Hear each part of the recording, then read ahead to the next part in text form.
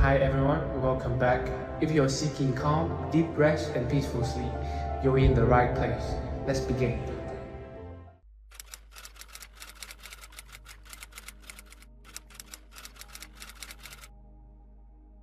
For centuries, Zen masters have shared simple yet profound teachings about the peace that comes when we stop chasing. These aren't complicated philosophies or hard-to-understand concepts. They're simple truths that speak to the heart, truths that can help us find stillness in a world that often feels like it's always moving, always demanding more. Before we begin, take a moment to relax. Wherever you are, however you're feeling, allow your breath to slow down naturally. There's nothing you need to figure out or do perfectly. Just let these stories wash over you, gently and freely. Each one offers a doorway to a kind of peace that isn't found in striving but in letting go. The wisdom of Zen teaches us that peace isn't something we must chase or search for. It's already here, in the present moment, in this very breath. You don't have to go anywhere to find it. Relax. Take a slow, deep breath and allow yourself to let go of any thoughts of needing to achieve, needing to chase. Let's begin our journey together. Zen Master Tao sat quietly by the river, his eyes fixed on the water as it flowed gently toward the horizon. The air was calm, and the world seemed to move in perfect harmony with the rhythm of the river. There was no rushing, no hurry, just the peaceful, unhurried flow of life. Tao, sitting still, absorbed the serenity of the moment. Not far from him, a man in a small boat was rowing furiously against the current. His face was red with effort, and sweat dripped from his brow. His arms moved frantically, pushing the oars into the water. Yet the boat hardly seemed to move forward. With every stroke, the current pushed back, making the man's struggle feel like a battle he couldn't win. His eyes were fixed on the distant shore, and he seemed determined to reach it, no matter the cost. Master Tao observed the man's struggle for a while. He could see the frustration on the man's face, the exhaustion in his movements. Tao, who had lived many years in stillness and simplicity, understood the futility of the man's actions. The river was not an enemy to be defeated.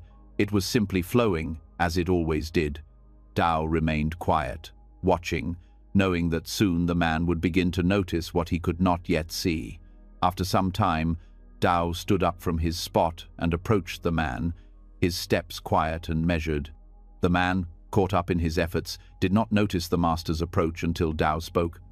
"Why do you chase the current?" Tao asked softly, his voice calm and gentle. The man stopped rowing for a moment and looked at Tao, confused by the question. "What do you mean, master?" he replied, his voice strained from the effort. "I must reach the shore. The current is pushing me back, and I must fight it to get where I need to go." Tao smiled slightly, his eyes filled with understanding. "But why do you fight the current?" he asked again. "Why not let it carry you, as it carries everything else in its path? The river does not fight against itself.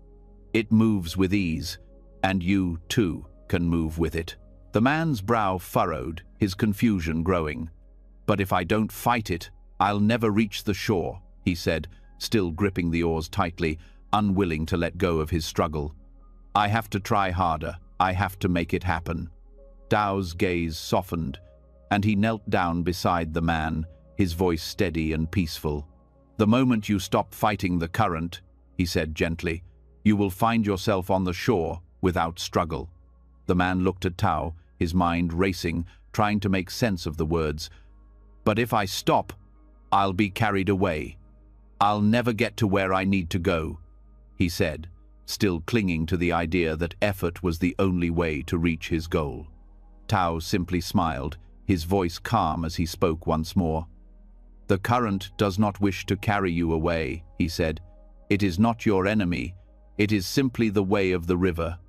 The moment you stop fighting it, you will be carried gently to where you need to be. The shore is already there, waiting for you. You do not need to force it." The man's hands trembled slightly on the oars as he looked at the river and then back at Tao. His mind was still clouded with doubt, but something in Tao's presence began to settle the turbulence within him. Slowly, he loosened his grip on the oars, his arms aching from the constant struggle. He allowed the boat to drift, carried by the current. For a moment, the man felt a shift inside himself, a quiet release. The current, once an enemy to be conquered, now felt like a gentle force that could be trusted. He watched as the boat slowly moved, inching its way toward the distant shore, no longer fighting, no longer struggling. Tao, watching from the riverbank, said nothing more. He simply stood, allowing the man to experience the wisdom of the moment for himself. The man sat still in the boat, feeling the gentle pull of the current. For the first time, he realized that the river was not something to fight, but something to embrace. The shore, once distant and unreachable, now felt much closer, as though it had always been there, waiting patiently for him to stop fighting against the flow.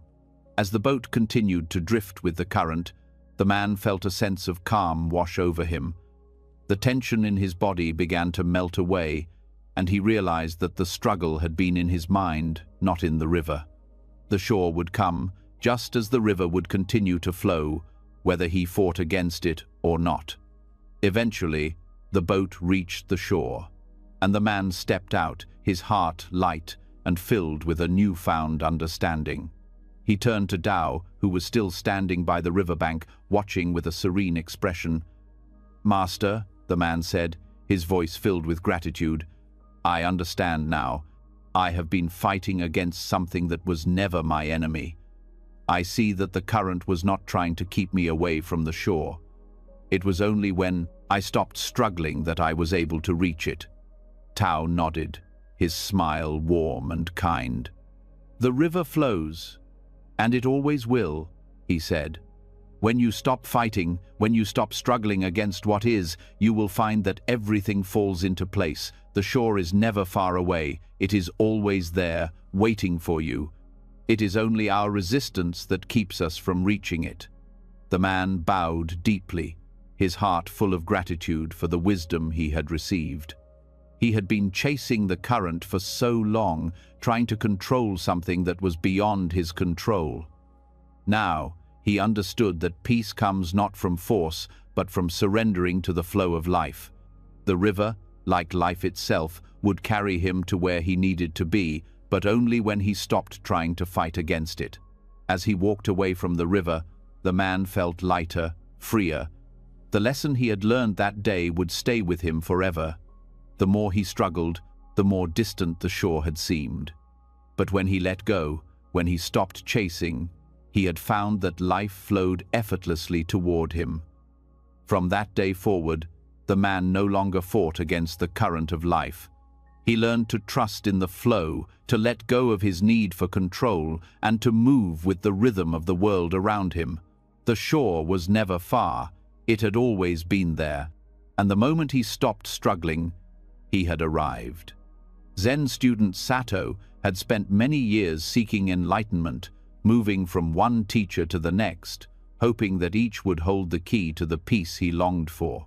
He had studied with some of the most respected masters in the land, each offering their own guidance, each teaching him something new, yet still a sense of deep dissatisfaction remained within him. No matter how much he learned, no matter how hard he tried to follow the path they laid out before him, something seemed to elude him. Peace, he thought, should feel different, should feel closer, but it always seemed just out of reach. Sato's mind was restless, constantly turning over questions, doubts, and desires. He would lie awake at night, replaying everything he had been taught, searching for something more, something that would make all the pieces fall into place. He knew many of the teachings by heart, yet his heart felt heavy. His quest for peace had become a burden, and his search felt endless. One day, after a long and frustrating period of study, Sato came upon a master known as Ryoku. Master Ryoku was not famous like some of the other teachers Sato had studied under. He was a quiet, humble man, known for his deep understanding of life's simple truths. Sato had heard of him, and something about the rumors of this master's calm presence called to him. Perhaps, he thought, Ryoku could finally give him the peace he so desperately sought. With a heart full of hope and determination, Sato traveled to Master Ryoku's small, peaceful monastery located by a waterfall. The sound of rushing water filled the air as Sato approached, and he felt something stir inside him, a sense of anticipation mixed with a bit of nervousness. He had been searching for so long, and though he did not know what to expect, he hoped this encounter might finally offer the answers he had been seeking. Ryoku was waiting for him by the waterfall, standing still as the water cascaded down the rocks in front of him. The sight was beautiful, peaceful, and powerful, as though the waterfall had been flowing for centuries without ever tiring. Ryoku looked at Sato and smiled, his eyes calm and kind, as if he had already known the questions that troubled the young student's mind. Sato approached, bowed, and then spoke, his voice full of yearning. "Master Ryoku, I have been chasing enlightenment for many years. I have studied under many great teachers, yet peace remains just beyond my grasp. I am still restless. Please, tell me, how can I find peace?" Ryoku did not respond immediately. He stood silently for a moment, his gaze fixed on the waterfall. Then he gently pointed to the water flowing before them. "Look at the waterfall," he said. Sato, though a bit confused, turned his attention to the water. He watched as the water fell from the heights above, flowing effortlessly over the rocks and splashing into the pool below. The water seemed to move naturally, never stopping, never hesitating, just flowing, as if it was doing exactly what it was meant to do. The sound of the rushing water filled the air, deep and soothing, yet it was not chaotic. It was perfectly aligned with its purpose, moving forward without force, without resistance. "The water flows effortlessly," Ryoku continued, his voice soft but clear. "Yet, it reaches its destination. It does not struggle. It does not fight against the rocks, nor does it try to rush to its destination. It simply flows, and in doing so, it reaches the place where it is meant to be." Sato looked at the waterfall, the steady stream of water flowing downward, and then turned his gaze back to Ryoku, still unsure what this had to do with his own quest for peace.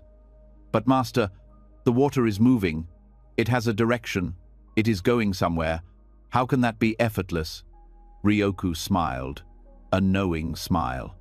"Yes, the water moves, but it does not chase its destination. It does not try to force its way. It does not seek the pool below, nor does it wish to hurry. It simply flows, and in its flowing, it reaches the destination.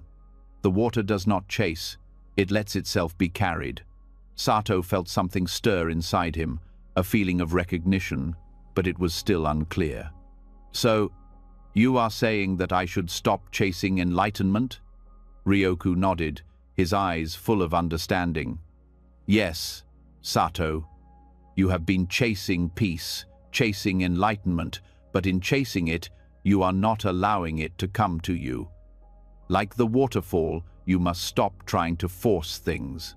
Stop struggling against the flow of life, and it will take you exactly where you need to go.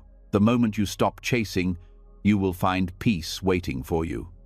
Sato's mind raced as he tried to understand this new idea. He had spent so many years pushing forward, trying to reach a goal, trying to make enlightenment his own.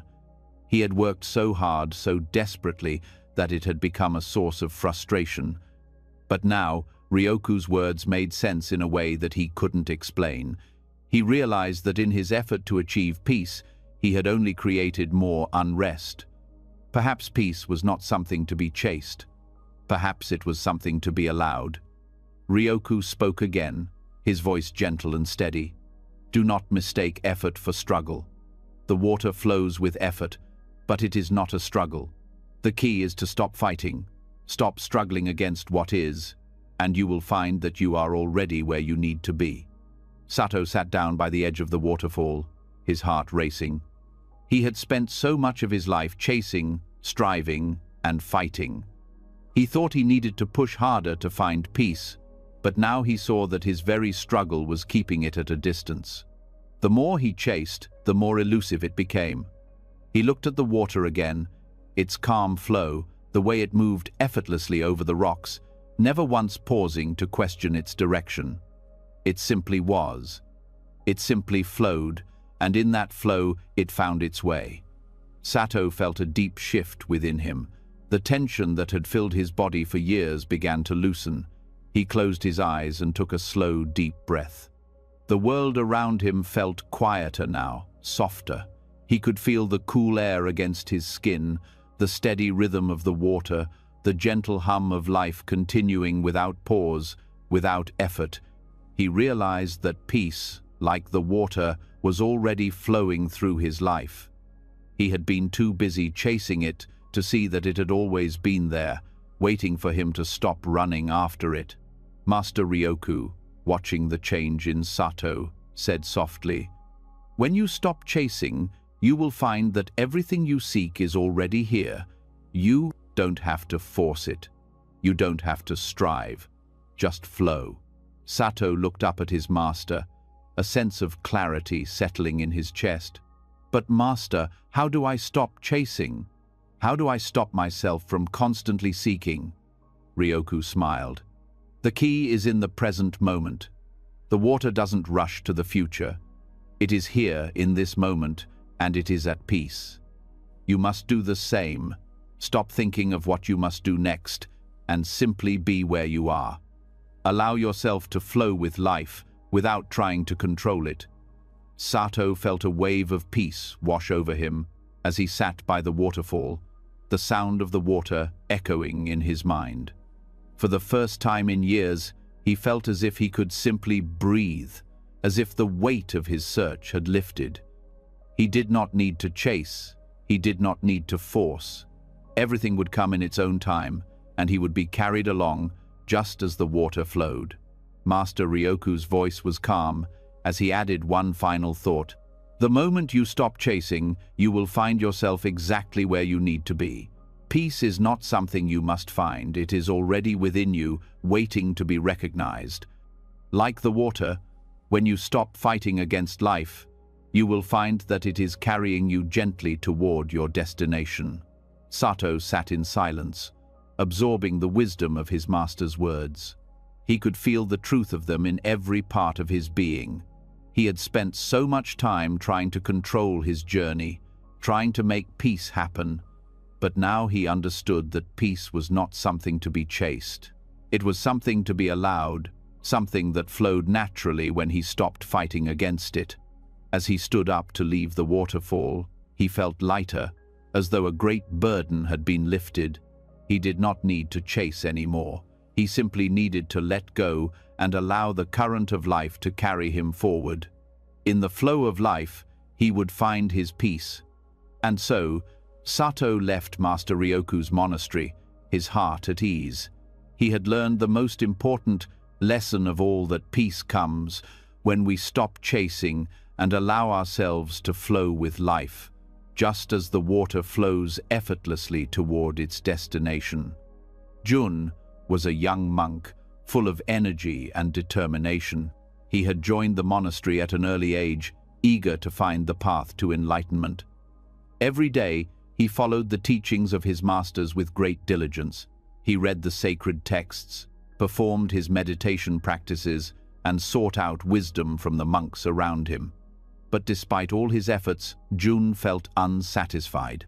The peace and clarity that he longed for always seemed just beyond his reach.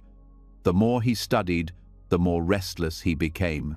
He wanted to attain enlightenment quickly, to experience the deep peace that came with it, and he believed that the faster he could get there, the better his life would be. He thought that if he worked hard enough, put in enough effort, he would be rewarded. He wanted to know the secret, to be shown the shortcut to enlightenment. Each day, his desire grew stronger, and so did his frustration. He could feel his impatience growing, his thoughts becoming more scattered as he struggled with this longing to arrive. One evening, Jun went to Master Quan, an old and wise monk, known for his quiet wisdom and deep understanding of Zen. Master Quan was sitting in the garden, tending to the flowers and plants with great care. Jun approached him and bowed, as he had been taught, before speaking with a tone filled with eagerness and impatience.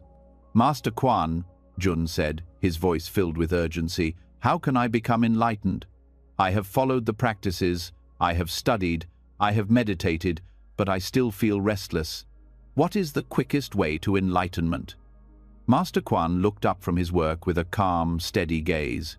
He didn't respond immediately, but instead, he smiled gently and nodded toward the trees nearby, where a monkey was chasing its own tail.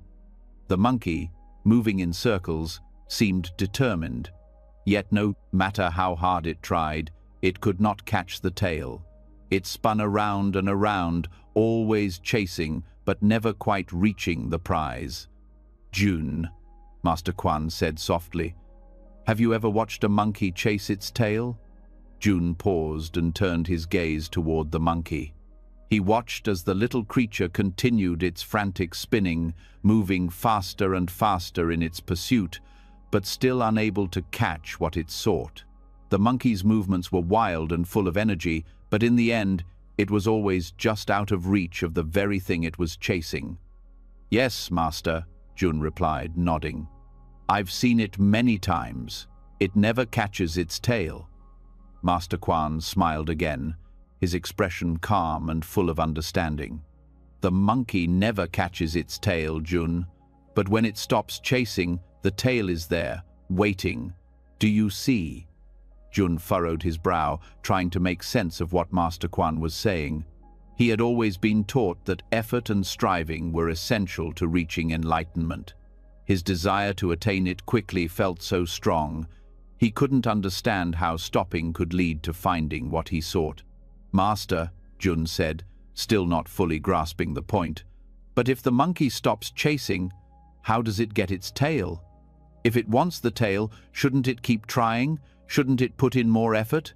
Master Quan gently shook his head. "You see, Jun, the monkey's tail is always there. It is never out of reach, but as long as the monkey is chasing, it cannot see that the tail is right behind it. It is only when the monkey stops chasing that it finds what it was looking for all along. The effort, the frantic chasing, only keeps it from what is already present." Jun's mind began to settle as he heard Master Quan's words, but he still didn't understand fully. He had been taught to strive, to work hard, to put in all his energy into the pursuit of enlightenment. To stop striving felt wrong to him, like giving up. How could that possibly be the answer? Master Quan saw the confusion in Jun's eyes and spoke again, his voice full of quiet wisdom. "You are like the monkey, Jun. You are chasing enlightenment, believing that it is something distant, something you must catch. But enlightenment, like the tail, is already with you. It is not something to chase or force. It is found in the moment when you stop chasing and simply allow it to be. You don't need to chase what is already here." Yun sat quietly, absorbing the words of his master. He had been running after something that he thought was far away, something he had to catch. But Master Quan's words were beginning to open something within him, a deeper understanding. It was as though the moment he stopped chasing, he might finally be able to see what he had been looking for all along. Master Quan continued, "Desire can be a strong force, Jun. It can drive you to achieve many things, but it can also blind you to the peace that is already available. When you stop chasing, you create space for what is naturally there to reveal itself." Jun took a deep breath, his mind calming as he thought about the monkey and the tail. He realized that, in his own life, he had been chasing the idea of enlightenment, trying to force it into his life through effort and will, but he had never stopped to simply let it be, to simply allow it to unfold naturally. His mind had been clouded by desire, by the need to achieve, and in that struggle, he had missed the point entirely. He looked at Master Quan, who was now back to tending the flowers, his movements slow and purposeful, each one flowing with ease. Jun sat quietly beside him, his mind settling into a deeper state of peace. He felt a shift within him, a quiet realization that maybe, just maybe, enlightenment was not something he had to chase. Perhaps it was always there, in the stillness of the present moment, waiting for him to stop running after it. Master Quan, sensing the change in Jun, turned to him once more. "Jun," he said gently, "the moment you stop chasing, you will find that everything you seek is already with you. Stop running, stop striving, and allow yourself to simply be present. When you stop chasing, you will find what you seek without effort." Jun nodded slowly, understanding now in a way he hadn't before. The chase, the striving, the constant pushing forward, it had all been a distraction. He had been caught in the belief that enlightenment was a distant goal to be attained, when in reality it was already present, in each moment, waiting to be discovered when he stopped running after it. That night, for the first time in many weeks, Jun slept peacefully. He awoke the next morning with a quiet mind, no longer burdened by the need to attain anything. He walked outside to the garden, where Master Quan was already working. The morning air was fresh and still, and Jun felt a sense of calm he had never known before. Master Quan was pulling weeds from the garden, his movements slow and deliberate, his attention fully on the task at hand.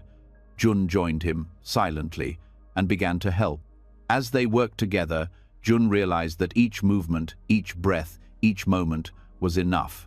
He didn't need to strive for anything more. The peace he had been seeking was already within him, and it was only through stopping the chase that he could begin to feel it. The days passed, and Jun continued his work at the monastery. He practiced meditation with more ease, no longer feeling the need to force himself into a state of stillness. He simply sat, aware of the present moment, and in that awareness, he found peace.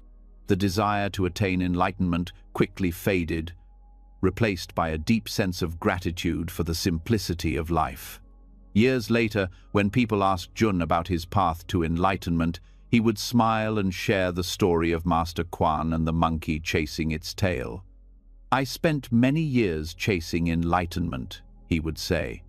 "But it was only when I stopped chasing that I found it.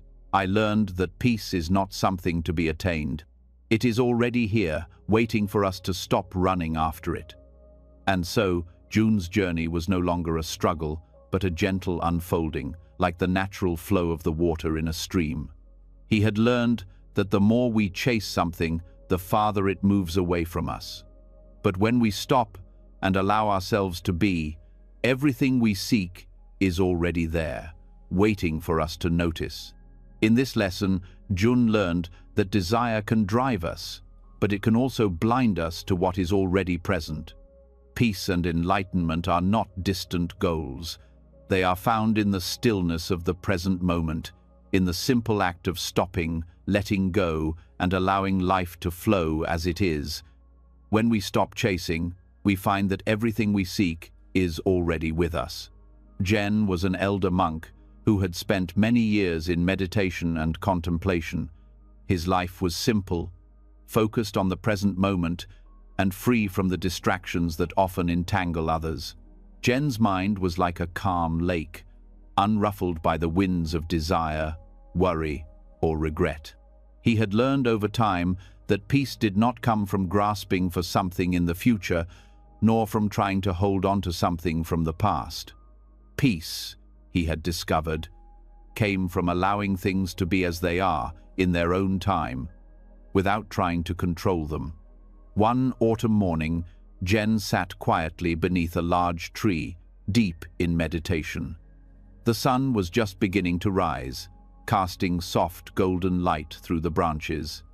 The air was crisp, and the sound of the wind rustling through the leaves added a gentle rhythm to the quiet of the morning. Jen was perfectly still, breathing in and out, deeply, slowly, allowing the natural world to surround him without effort. As he sat, his companion Kyo was nearby, also enjoying the peace of the morning. Kyo was a younger monk, full of energy and curiosity. He was still learning to calm his restless mind, still trying to find the inner peace that Jen had discovered so many years ago. Kyo admired Jen deeply, and though he had been taught the same lessons, it was clear to him that Jen had reached a place of deep understanding that he himself had yet to attain.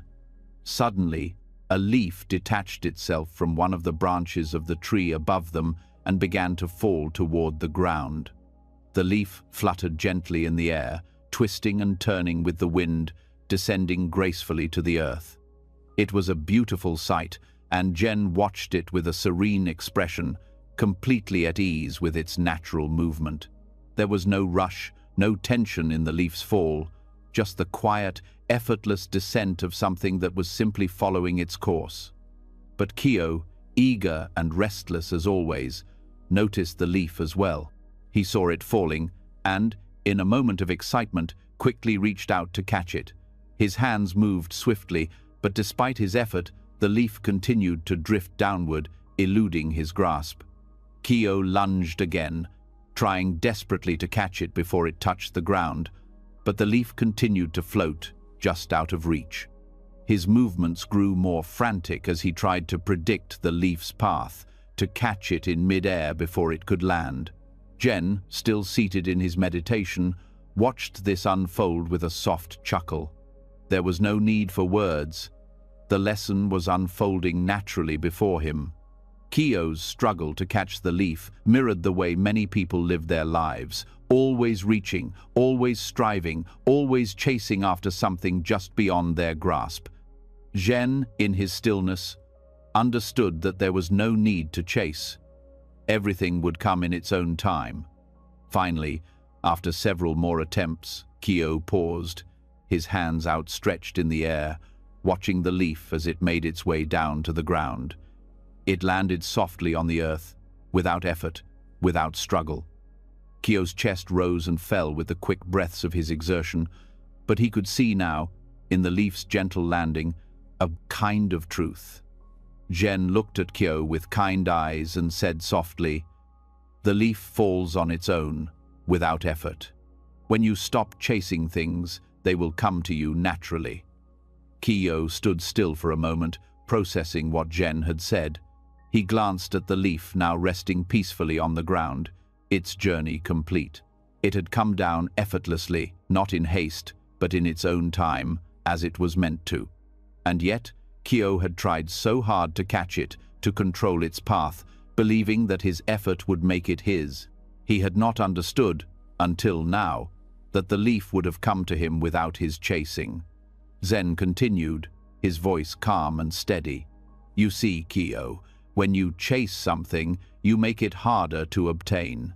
You create tension, you create struggle, but when you stop chasing, things will naturally come to you.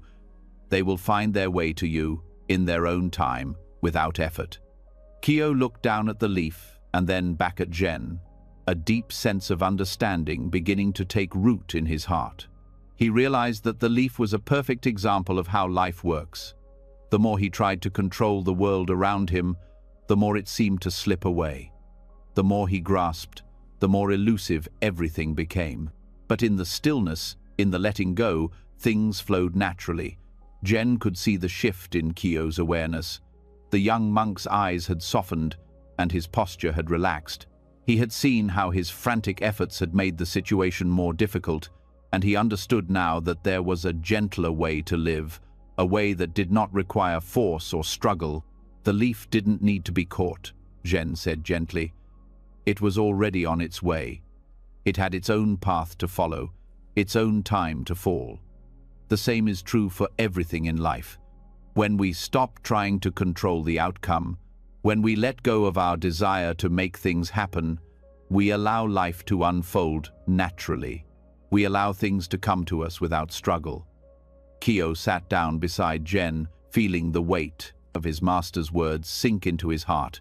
He had spent so much of his life chasing after things, chasing recognition, chasing success, chasing peace, but now he saw that the more he chased, the farther away those things seemed.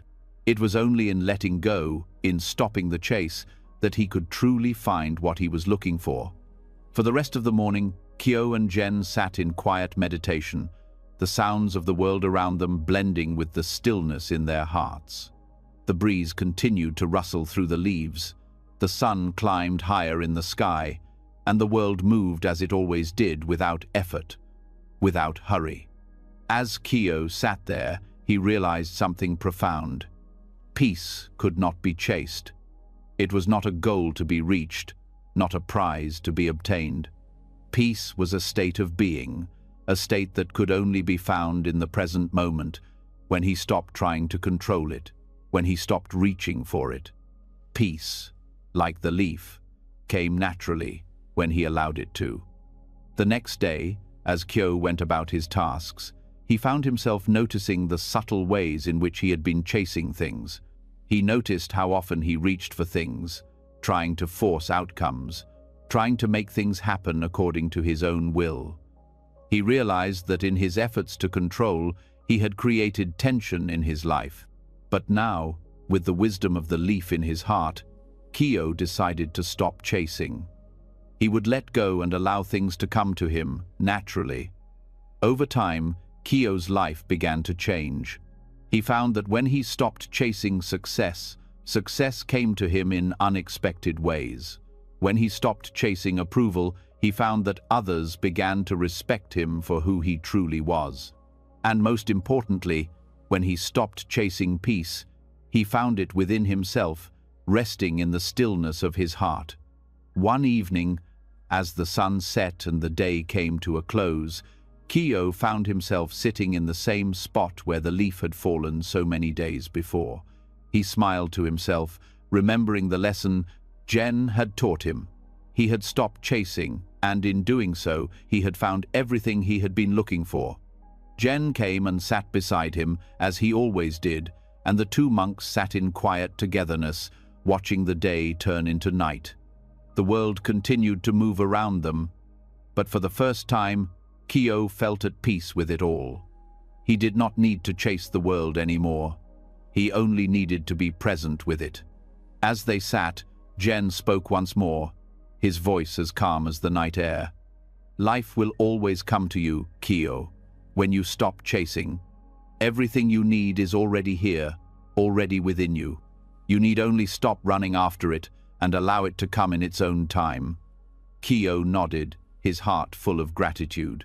He had learned the greatest lesson of all, the lesson that the more we chase, the more we struggle.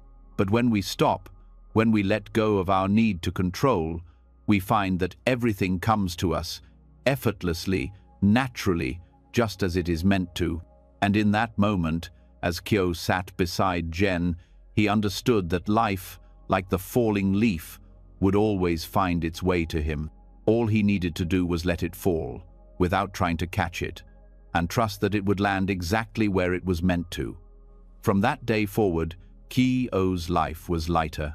He moved through each moment with a calm heart, free from the need to chase or control. And in doing so, he found that everything he sought, peace, happiness, and fulfillment, was already with him, waiting for him to stop running after it. The falling leaf had shown him the way.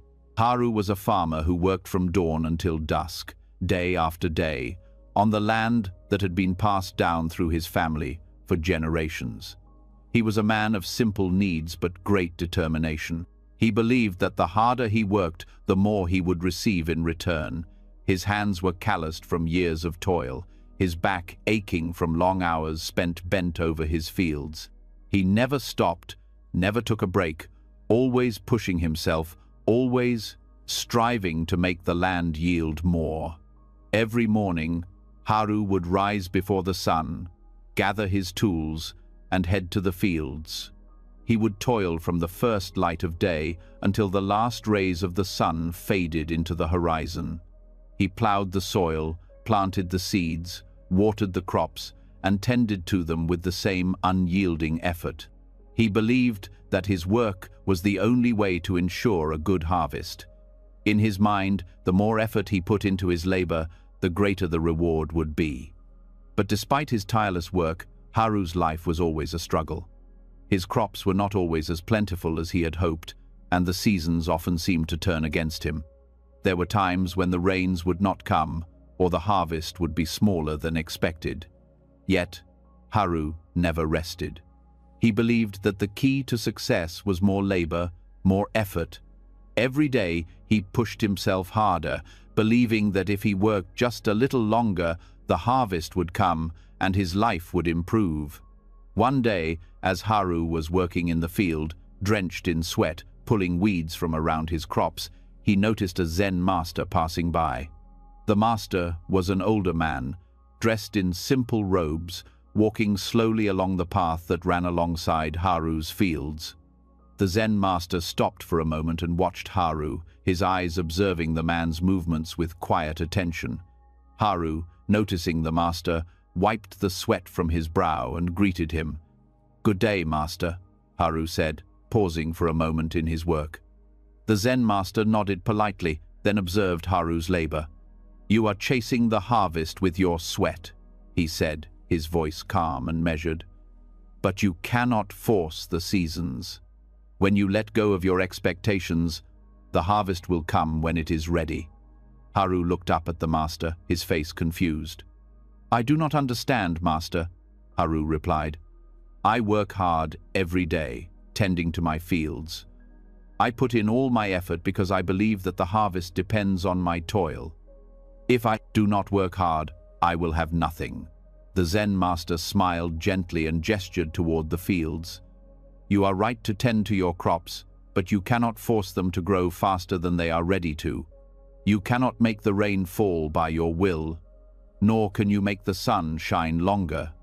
The seasons will turn as they will, and the crops will grow when the time is right." Haru stood silently for a moment, still not fully understanding. He had always believed that if he worked hard enough, if he labored enough, he could control the outcome. He had never considered that perhaps there was another way. The master's words lingered in his mind, but Haru wasn't sure how to apply them to his life. The Zen master, seeing the farmer's confusion, continued, "You see, Haru, the earth gives freely when the time is right, but it does not respond to force. It responds to patience. You cannot hurry the seasons, nor can you control them. But if you trust in the natural rhythm of things, the harvest will come, just as it always does." Haru thought about the master's words for a moment, but still, the idea of trusting the natural rhythm felt foreign to him. He had always believed in hard work, in striving, in doing everything he could to shape his destiny. To trust in nature's timing felt like giving up control. "You say to trust the rhythm of nature," Haru said slowly, "but how can I just wait for things to happen? If I do not work, I will not have enough. How can I trust in something I cannot see or control?" The Zen master's eyes softened. "Trust is not about passivity, Haru. It is about understanding the balance between effort and acceptance. You must work, yes, but without the attachment to the outcome. You cannot force the result. You must allow the harvest to come in its own time, without expectation. The land does not ask for more effort than it needs, and neither should you." Haru stood still, listening to the master's words. The wind blew gently through the fields, the trees rustling softly. Haru looked at his crops and felt the weight of his labor. He had always believed that the more effort he put in, the more he would get in return. But the master's words planted a seed of doubt in his mind. Could it be that he had been working too hard, pushing too much, expecting more than was necessary? The Zen master continued, "When you let go of your expectations, when you stop forcing the outcome, you create space for peace and for ease. You will still work, still tend to your crops, but without the need to control everything. And in that space, the harvest will come, and you will be ready to receive it." Haru stood quietly for a while, the master's words sinking into his mind. It was a difficult idea for him to grasp, but he felt something stirring inside him, a sense of relief, as though a heavy burden was beginning to lift. He had been chasing the harvest, chasing the result, chasing the future, and in doing so, he had been exhausting himself, draining his energy with no guarantee of success. Perhaps the master was right. Perhaps it was time to let go. The Zen master gave Haru one last smile before continuing on his way, leaving the farmer to reflect on what he had heard. Haru watched him disappear down the path, and then he turned back to his fields. The work was still there, the weeds still needed to be pulled, and the crops still needed care. But something had changed in Haru's heart. He realized that, while he still needed to work, he did not need to force the result. He could trust in the natural course of things. Over the next few days, Haru continued his work in the fields, but he did so with a lighter heart. He no longer focused solely on the outcome, the harvest that was still months away. Instead, he began to find peace in the work itself. He still tended to the crops, watered the plants, and cleared the weeds. But now he did so without the constant need to control or hurry. Each moment of work became its own reward, a simple act of care rather than a frantic attempt to reach the future. As the seasons passed, Haru began to notice changes in himself. He became less anxious about the harvest. The rains came when they were meant to, the sun shone when it was time, and the crops grew at their own pace. Haru could see the results of his work, but he no longer felt the intense pressure to control every detail. The harvest, when it came, was plentiful, but more importantly, it came without the same struggle that had once consumed him. One day, as Haru stood in his fields, watching the crops sway gently in the breeze, he realized that the master's teachings had worked. By letting go of his expectations, by trusting in the natural flow of life, he had found peace. The work was still there, but it was no longer a burden. It was a part of the rhythm of life, and he had learned to move with it. Years later, Haru would often reflect on that moment with the Zen master. He had learned that true abundance came not from the amount of effort one put into something, but from the ability to allow things to unfold as they are meant to. Through this lesson, Haru discovered a new way of living, one where peace came not from striving but from surrendering to the natural flow of life. Haru's life became richer, not because he worked harder, but because he learned to work with nature, to accept the seasons as they came, and to trust that the harvest would arrive when it was ready. And, in that trust, he found the greatest reward of all: peace. Monk Ryota was young and full of energy. His desire to reach nirvana burned with a fierce intensity. Every moment of his life was dedicated to the pursuit of enlightenment. He studied the scriptures, practiced his meditation, and followed every rule and instruction with the belief that through sheer effort he would one day reach his goal. He imagined nirvana as a distant place, something he could attain by working hard, as enough by pushing himself to his limits. Yet, despite his constant striving, Ryota felt a sense of dissatisfaction. He could not seem to quiet his mind completely, nor could he find the peace he so desperately sought. The more he focused on the goal, the more elusive it became. Every moment felt like a race towards something he could not quite reach.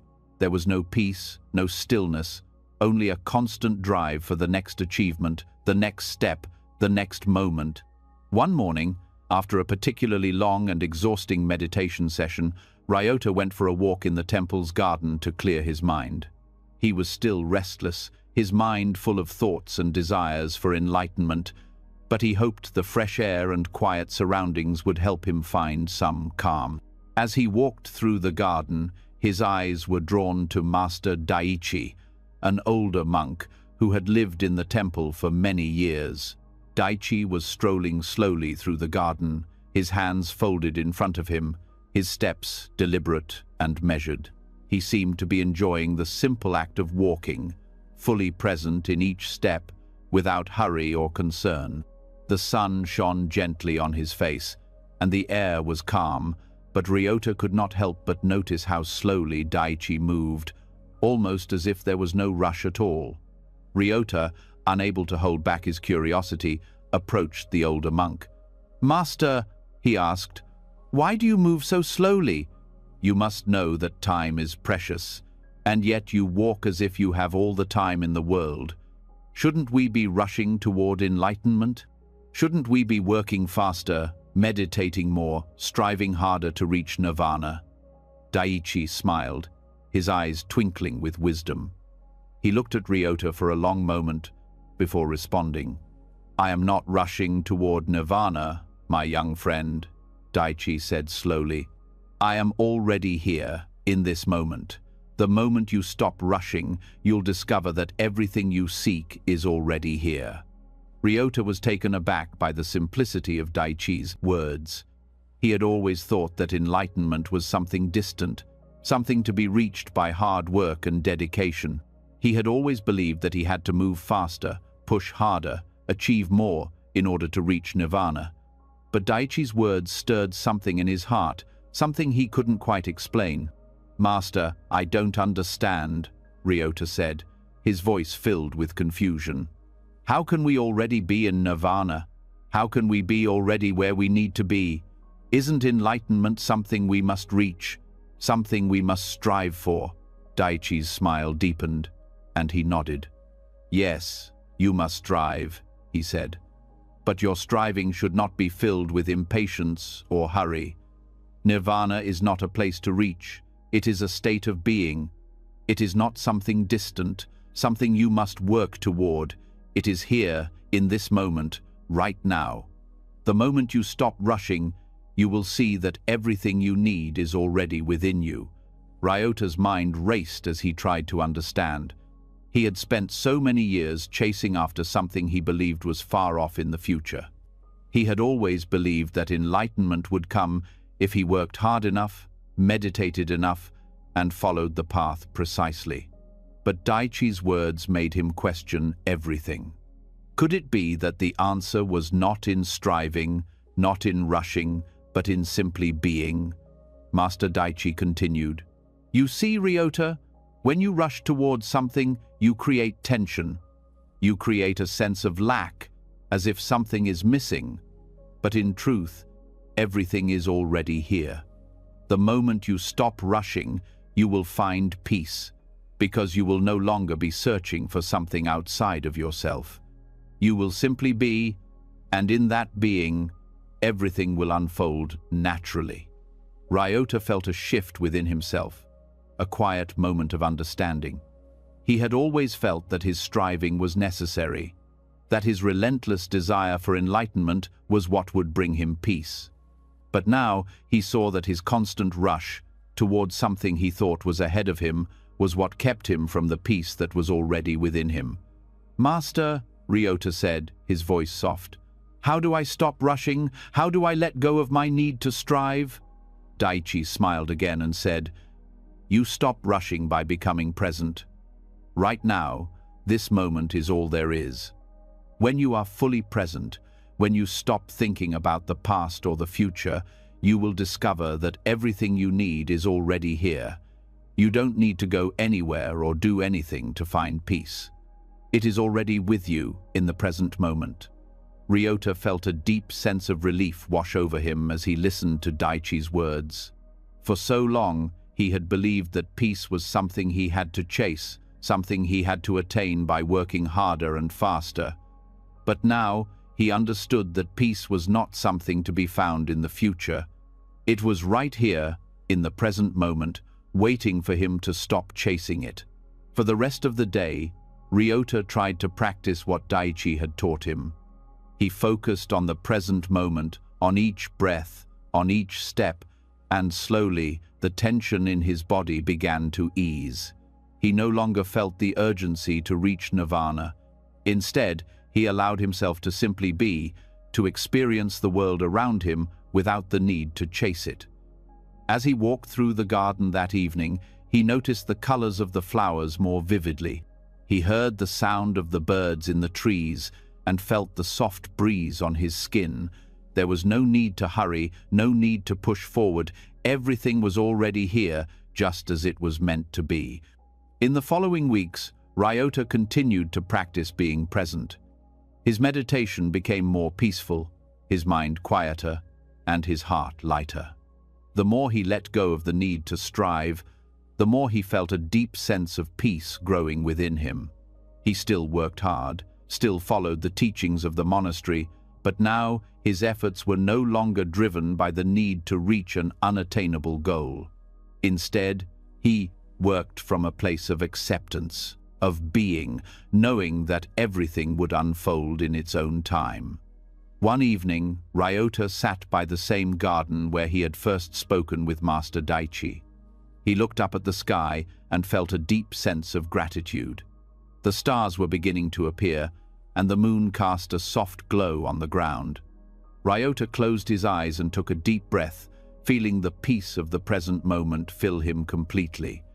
He had stopped rushing, and in doing so, he had found the peace he had been seeking all along.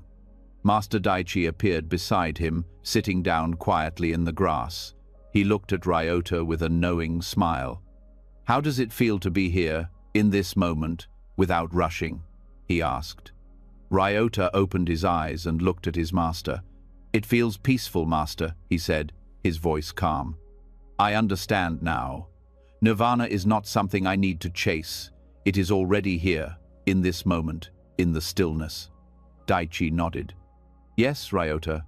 The moment you stop rushing, the moment you stop chasing, you will find that everything you seek is already here, already within you. Peace is not something you must attain. It is something you must allow." From that moment on, Ryota no longer rushed toward nirvana. He still walked the path of meditation, study, and practice, but he did so with a heart that was already at peace. He understood that enlightenment was not a goal to be reached, but a way of being. And in that understanding, he found the peace that had eluded him for so long. Years later, when others asked Ryota how he had found such peace, he would smile and say, "I stopped rushing. I stopped chasing. And in that stillness, I discovered that everything I sought was already here." Takeshi was a traveler, one who had spent much of his life wandering in search of meaning. From a young age, he had felt an inner thirst, a longing he could not understand. The world was vast, filled with possibilities, yet he could not shake the feeling that something essential was missing. He had traveled far and wide, through cities and mountains, villages and forests, seeking wisdom from anyone he could find. He had met many people, learned many teachings, and heard countless stories, but none of them seemed to quench the thirst that burned inside him. One day, after a long journey across a barren land, Takeshi arrived at a Zen temple nestled in a quiet valley. The temple was serene and peaceful, its simplicity offering a stark contrast to the restless wanderings of his mind. Takeshi had heard of this temple, of the great wisdom that flowed from its walls, and he hoped that perhaps this place could hold the answers he had been seeking. He entered the temple, his steps slow and deliberate, as if the very act of stepping onto the grounds of the temple might bring him some relief. Inside, he was greeted by Master Haku, an elder monk known for his quiet wisdom and deep understanding of life's mysteries. Takeshi, his voice filled with eagerness, bowed deeply and asked, "Master Haku, I have traveled far in search of the secret to life. I have sought wisdom from many, but none have been able to quench the thirst that I feel inside me. Please, tell me the secret to life. What is the key to peace and understanding?" Master Haku looked at Takeshi for a long moment, his eyes calm and steady, as if he had already seen the answer to the traveler's question. Then, without speaking, he gestured toward a well near the edge of the temple's garden. The well was simple, made of stone, with clear water reflecting the sky above. Haku walked toward the well, and Takeshi, eager for some answer, followed him. "Drink from the well," Haku said quietly. but do not grasp the water, only drink it as it is." Takeshi was puzzled by the monk's words, but did not question him. He knelt beside the well and cupped his hands, scooping up some of the cool water and bringing it to his lips. The water was refreshing, pure, and cold. It felt good as it slid down his throat, quenching his thirst. But as he set his hands down and stood up, he could not help but feel a lingering question. What did the master mean by not grasping the water? Hadn't he simply taken what was offered, drunk it, and felt his thirst quenched? He turned to Master Haku, still filled with curiosity. "Master," he asked, "I drank from the well, but how does this relate to my search for meaning? You told me to drink, but not to grasp the water. I don't understand." Master Haku smiled softly, his gaze filled with understanding. "Takeshi, you are like the thirsty traveler who keeps grasping for water, believing that in grasping you will find peace. But the moment you stop grasping, life will quench your thirst. The water is here, and it is always available, but you must stop trying to control it. Stop trying to hold on to it. You must drink it as it is, without trying to grasp it." Takeshi was silent for a moment, trying to understand the depth of what Master Haku was saying. He had spent his entire life grasping, reaching for something he could not define. He had thought that by searching harder, by seeking more answers, he would find peace. But now, as he stood by the well, he realized that perhaps his search had been misguided. Perhaps it was not the water that was the problem, but his attempt to control it, to possess it. Haku spoke again, his voice steady and clear. "The water in the well is like life. It flows freely, without effort. But you, Takeshi, are like a traveler who keeps reaching for it, grasping for it, thinking that you must control it to find peace. Life is not something you can control. It is not something you can grasp or hold on to. When you stop grasping, when you stop forcing, you will find that life will quench your thirst on its own." Takeshi felt a shift within himself, as if a veil had been lifted from his mind. He had been searching for peace in all the wrong places. He had thought that if he could only reach the right place, meet the right teacher, or learn the right philosophy, he would find what he was looking for. But now he saw that the search itself had been the problem. His constant reaching, his constant grasping, had kept him from the peace that was already available to him. "I see now, Master," Takeshi said, his voice soft. "I have been searching for peace, but I have been searching in the wrong way. I have been grasping, trying to control everything. I thought that by seeking more, by striving more, I would find what I was looking for. But I see now that peace is not something I can control. It is already here, in this moment, waiting for me to stop grasping." Haku nodded, his expression serene. "Yes, Takeshi. Life flows like the water in the well. It is always present, always available, but we must stop trying to force it, stop trying to possess it. When you stop grasping, when you let go of your desire to control everything, you will find that life will come to you, and you will find peace." Takeshi stood still for a moment, letting the master's words sink in. He realized that his search for meaning had been like trying to grasp at the water in the well. The more he reached, the more it slipped away. But when he stopped grasping, when he allowed the water to flow as it would, he could drink deeply, and his thirst would be quenched. "Thank you, Master," Takeshi said, bowing deeply. "I understand now. I have been searching for something outside of myself, when what I was searching for was already here, within me. I will stop grasping, and I will let life flow." Master Haku smiled, his eyes full of warmth. "You have learned, Takeshi. Now go and live with ease. Do not grasp, but let life flow as it will. Peace is found in the letting go, in the acceptance of what is. When you stop grasping, you will find that everything you seek is already with you." Takeshi left the well with a light heart, his mind clearer than it had ever been. He had been a traveler for so long, searching for something he thought was far away. But now he understood that peace was not something to be found in a distant place or a distant time. Peace was already here, in this moment, in the simple act of letting go. From that day forward, Takeshi no longer rushed through life, grasping for answers or searching for meaning. He still traveled, still sought wisdom, but now he did so with a heart that was open, without the need to control or force the outcome. He allowed life to come to him as it would, trusting that everything he needed would be provided when the time was right. Years later, Takeshi would return to the Zen temple, where Master Haku was still teaching. He walked through the garden, now with a peaceful smile on his face, no longer a thirsty traveler, but someone who had learned the art of simply being. He approached Haku and, with deep gratitude, said, "Master, I have learned the greatest lesson of all.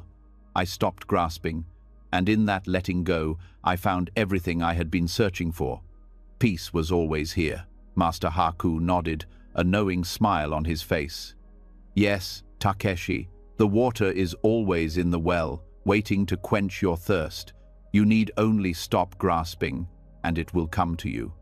And so, Takeshi continued his journey, not as a seeker, but as someone who had learned to live with peace, knowing that life would always be there to quench his thirst, as long as he stopped grasping for it. Reiko had been a student at the Zen monastery for several years.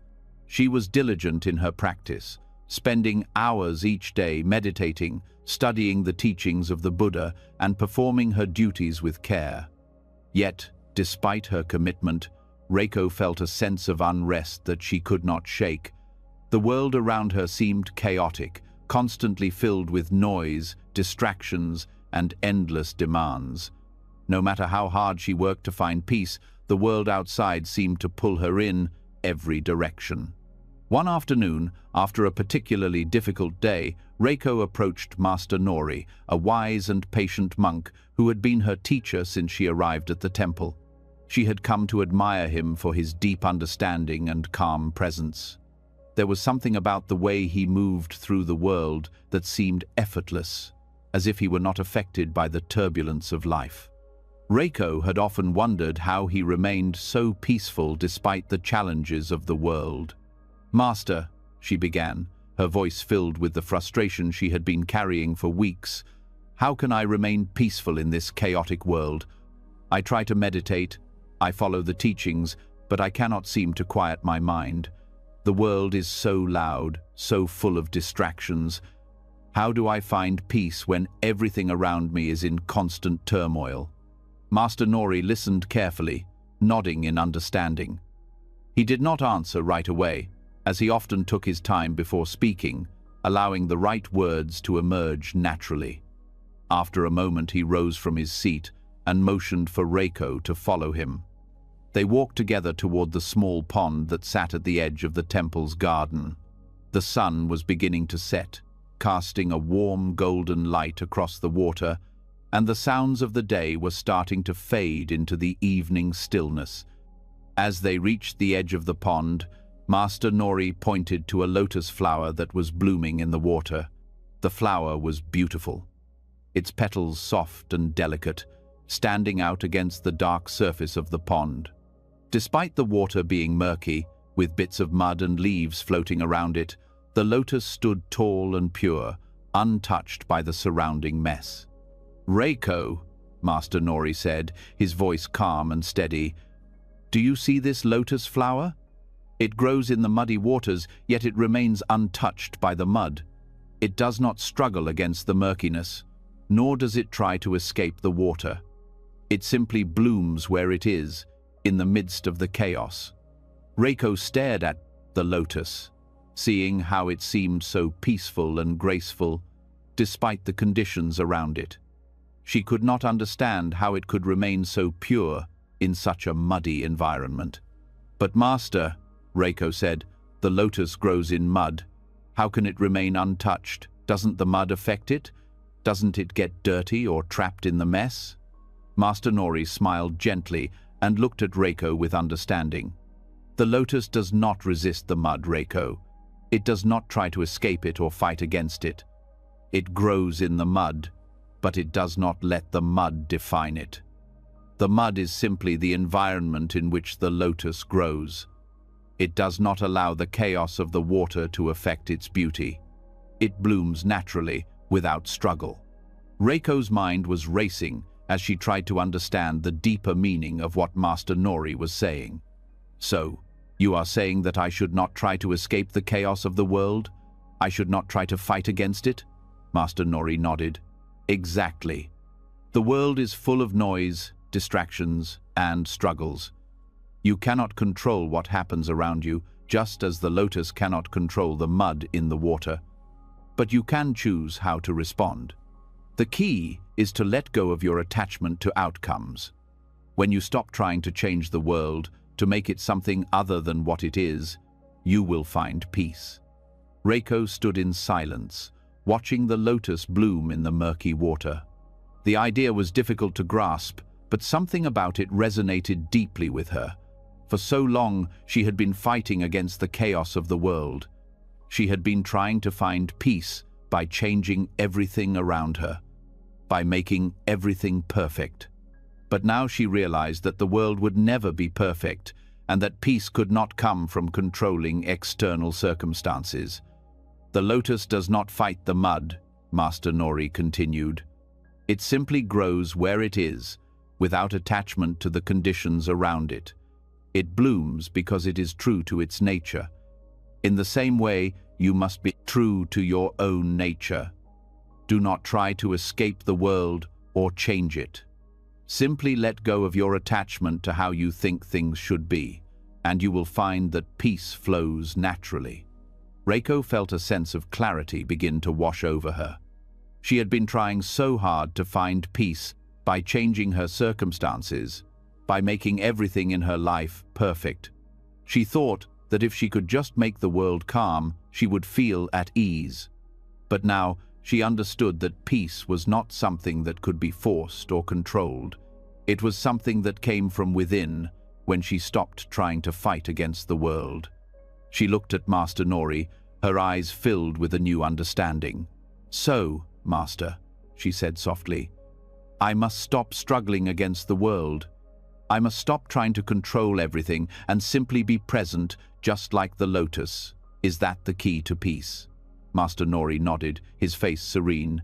"Yes, Reiko. The lotus teaches us that peace is not found in the absence of chaos, but in how we respond to it. When you let go of your attachment to outcomes, when you stop trying to control everything, you will find that life flows without struggle. The lotus grows in muddy water, but it remains untouched. In the same way, you can live in the world without being affected by its chaos." Reiko stood in quiet contemplation, feeling the weight of Master Nori's words settle in her heart. She had always believed that peace could only come when everything around her was calm, when there was no noise, no confusion, no chaos. But now she understood that peace was not dependent on external circumstances.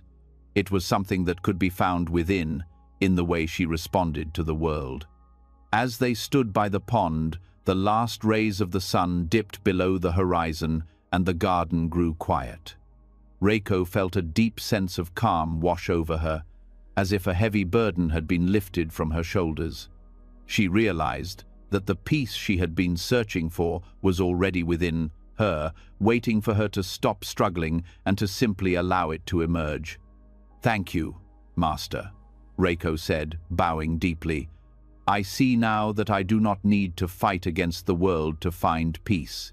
I need only to let go and accept things as they are. The lotus blooms in the mud because it does not resist. I, too, can bloom in the world by letting go of my attachments." Master Nori smiled, his eyes full of warmth. "You have learned well, Reiko. Remember, life flows like the water in the pond. It will always be full of challenges, full of distractions. But when you stop struggling, when you let go of your need to control, you will find that peace flows naturally." Reiko left the garden that evening with a lighter heart. her mind clearer than it had been in years. She no longer felt the need to control the world or to fight against its chaos. Instead, she knew that peace could be found in the present moment, just as the lotus blooms in the muddy water. She would live her life with more acceptance, letting go of her attachment to outcomes and allowing life to flow as it would. In the days that followed, Reiko practiced the teachings of Master Nori. She still encountered challenges, still faced the chaos of the world, but she no longer felt overwhelmed by it. Instead, she faced each moment with calm, accepting whatever came her way without resistance. Like the lotus, she learned to grow in the midst of the mud, untouched by the chaos around her. And as Reiko continued her path, she found that peace was not something distant, something to be reached. It was something she could access right here, right now, simply by letting go of her attachment to outcomes and allowing herself to be present in the moment. In this way, the teachings of Master Nori became a guiding light in her life, showing her that peace flows without struggle when we stop grasping and simply allow life to unfold as it is. Master Shiro, a Zen master with years of wisdom, was known for his deep understanding of life and nature. His presence was calm, and his teachings were simple yet profound. Many students came from far and wide to learn from him, seeking answers to life's many questions. Among them was Yumi, a young student eager to learn but often struggling with impatience. She wanted to understand the deeper truths of life, to find peace in a world that often felt chaotic, but she was unsure how to quiet the noise in her heart. Yumi had been studying under Master Shiro for some time now. She admired his calmness, his ability to face each moment without haste, without struggle. But Yumi was different. She always felt like she had to do more, be more, reach further. Her mind was restless, always seeking the next answer, the next step, the next goal. In her efforts to become enlightened, she often found herself frustrated and confused. One morning, after a particularly restless night, Yumi followed Master Shiro as he walked toward the temple's bamboo grove. She had been feeling weighed down by her inner restlessness and longed to find the peace she so desperately sought. Master Shiro had always been gentle in his teachings, never pushing her too hard, but Yumi could sense that today he had something important to share with her. The bamboo grove was a quiet place, filled with tall, slender stalks that swayed gently in the breeze. The light filtered softly through the leaves, casting dappled shadows on the ground. The air smelled fresh, and the sound of the bamboo swaying in the wind was soothing. Yumi followed Master Shiro into the grove and stood beside him, watching the bamboo as it bent and swayed with the wind. "Observe how the bamboo bends in the wind," Master Shiro said softly, his voice as calm as the breeze. He gestured to the bamboo around them, its slender stalks moving gracefully in the wind. Yumi watched closely, noticing how the bamboo never broke, no matter how strong the wind. It bent, it swayed, but it did not snap. The bamboo seemed to move effortlessly, like it was in perfect harmony with the wind. Yumi was quiet for a moment, taking in the sight. She looked up at Master Shiro, confusion in her eyes. "Master," she said slowly, "the bamboo does not resist the wind. It bends, but it does not fight. Why does it not resist? Is that not weakness?" Master Shiro smiled gently, his eyes filled with understanding.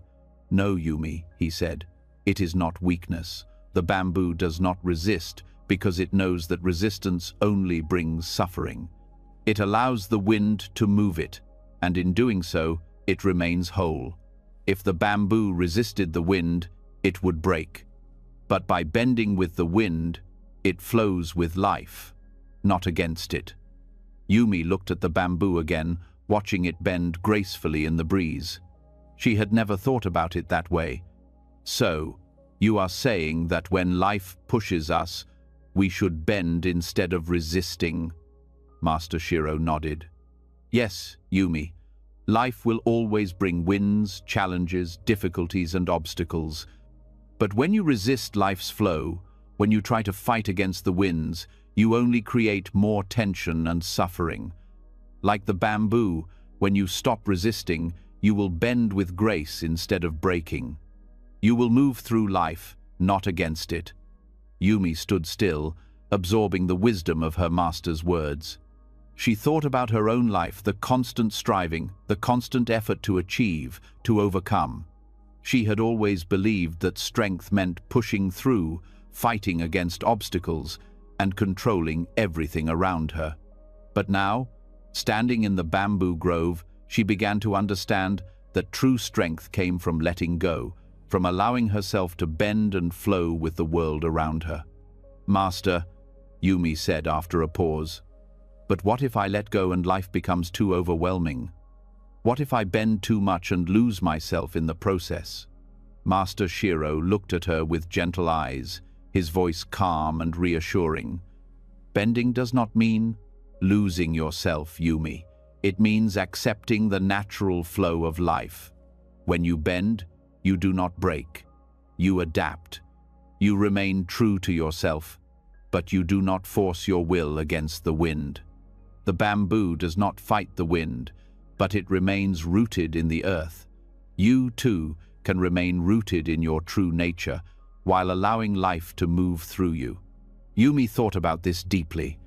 She had always believed that in order to survive, she had to be rigid, unyielding. She had pushed against life's challenges, determined to make things go her way. But now, she began to see that maybe the way forward wasn't through resistance, but through acceptance. The bamboo did not need to fight to stay strong. It simply bent, allowing the wind to pass through without holding on to it. "I see now, Master," Yumi said, her voice quieter, more reflective. "I have been trying so hard to control everything, to make things happen the way I want them to. But I see that by resisting, I only create more struggle for myself. The bamboo shows me that true strength comes from letting go, from flowing with life, not against it." Master Shiro smiled, pleased with her understanding. "Yes, Yumi, the bamboo does not resist, but it does not give up its place either. It bends, but it does not break. It adapts, but it remains rooted. In the same way, you must be flexible in your approach to life, but remain grounded in your true nature. When you stop fighting, you will find that life flows effortlessly, and you will move with it, not against it." Yumi stood in the grove for a long time, watching the bamboo sway with the wind. She felt a deep sense of peace beginning to settle in her heart. The constant striving, the need to control it was all unnecessary. She no longer had to fight against life's challenges. She could bend with them, move with them, and still remain true to herself. From that day forward, Yumi began to live differently. She still worked hard, still pursued her goals, but she no longer fought against the flow of life. She let go of her attachment to specific outcomes and learned to bend with the winds of change. She found peace in accepting what was, rather than resisting what could be. Like the bamboo, she grew with grace, bending when life required it, but never breaking. In the years that followed, Yumi's life became a journey of flowing with the world around her. The challenges did not disappear, but her response to them changed. She no longer saw obstacles as enemies to be defeated, but as part of the natural rhythm of life. She learned to bend with the winds, knowing that they, too, would eventually pass. And with each passing wind, she grew stronger, more rooted in her true self, and more at peace with the world. Master Shiro's lesson, taught in the quiet bamboo grove, stayed with her throughout her life. When faced with difficulties, Yumi remembered the bamboo, standing tall and strong, bending with the wind but never breaking. And in that remembrance, she found the strength to bend with grace, not to fight against life's flow, but to move with it, trusting that, in the end, life would guide her exactly where she needed to be. The beauty of the bamboo grove, the wisdom of Master Shiro, and the lesson of the bending bamboo remained in Yumi's heart forever. A reminder that peace is found not in the resistance of life, but in the graceful acceptance of its flow. Katsu was a young student at a Zen monastery. He was full of energy and eager to find inner peace, which he believed could be attained quickly if he just followed the right path. Every day, he studied diligently, practiced meditation, and listened to the teachings of his master, Koji. Despite his hard work and dedication, Katsu often felt restless. His mind was constantly busy, filled with thoughts and questions about enlightenment. The peace he longed for seemed distant, always just out of reach, no matter how much effort he put in. One afternoon, Katsu approached Master Koji with a question that had been troubling him for some time. "Master, I want to gain wisdom and enlightenment," Katsu said, his voice filled with eagerness. "I have been practicing diligently, but I still feel restless. I want to know what is the quickest way to reach inner peace." Master Koji looked at Katsu with his usual calm, his eyes filled with a deep understanding. He did not respond right away, but motioned for Katsu to follow him. Without saying a word, Koji led Katsu to a pond near the edge of the temple grounds. The pond was peaceful, surrounded by trees and quiet grass, the water still and calm under the soft light of the afternoon Sunday. Koji walked to the edge of the pond and picked up a small stone from the ground. He turned to Katsu and said, "Throw this stone into the pond." Katsu took the stone from Koji's hand and, without hesitation, tossed it into the water. As the stone sank into the pond, ripples spread out in all directions. Katsu watched as the ripples moved across the water, distorting the once perfect surface. For a moment, the pond was no longer still but full of movement. Koji stood quietly, watching the water.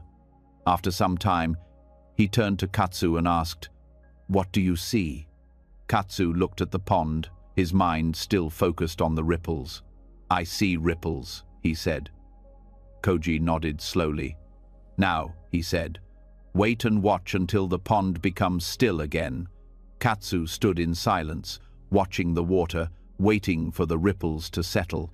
At first, the ripples were large, moving across the surface of the pond, but gradually they became smaller and smaller until they disappeared completely. Slowly, the water became still again, perfectly smooth, like a mirror reflecting the sky above. After a while, Katsu spoke.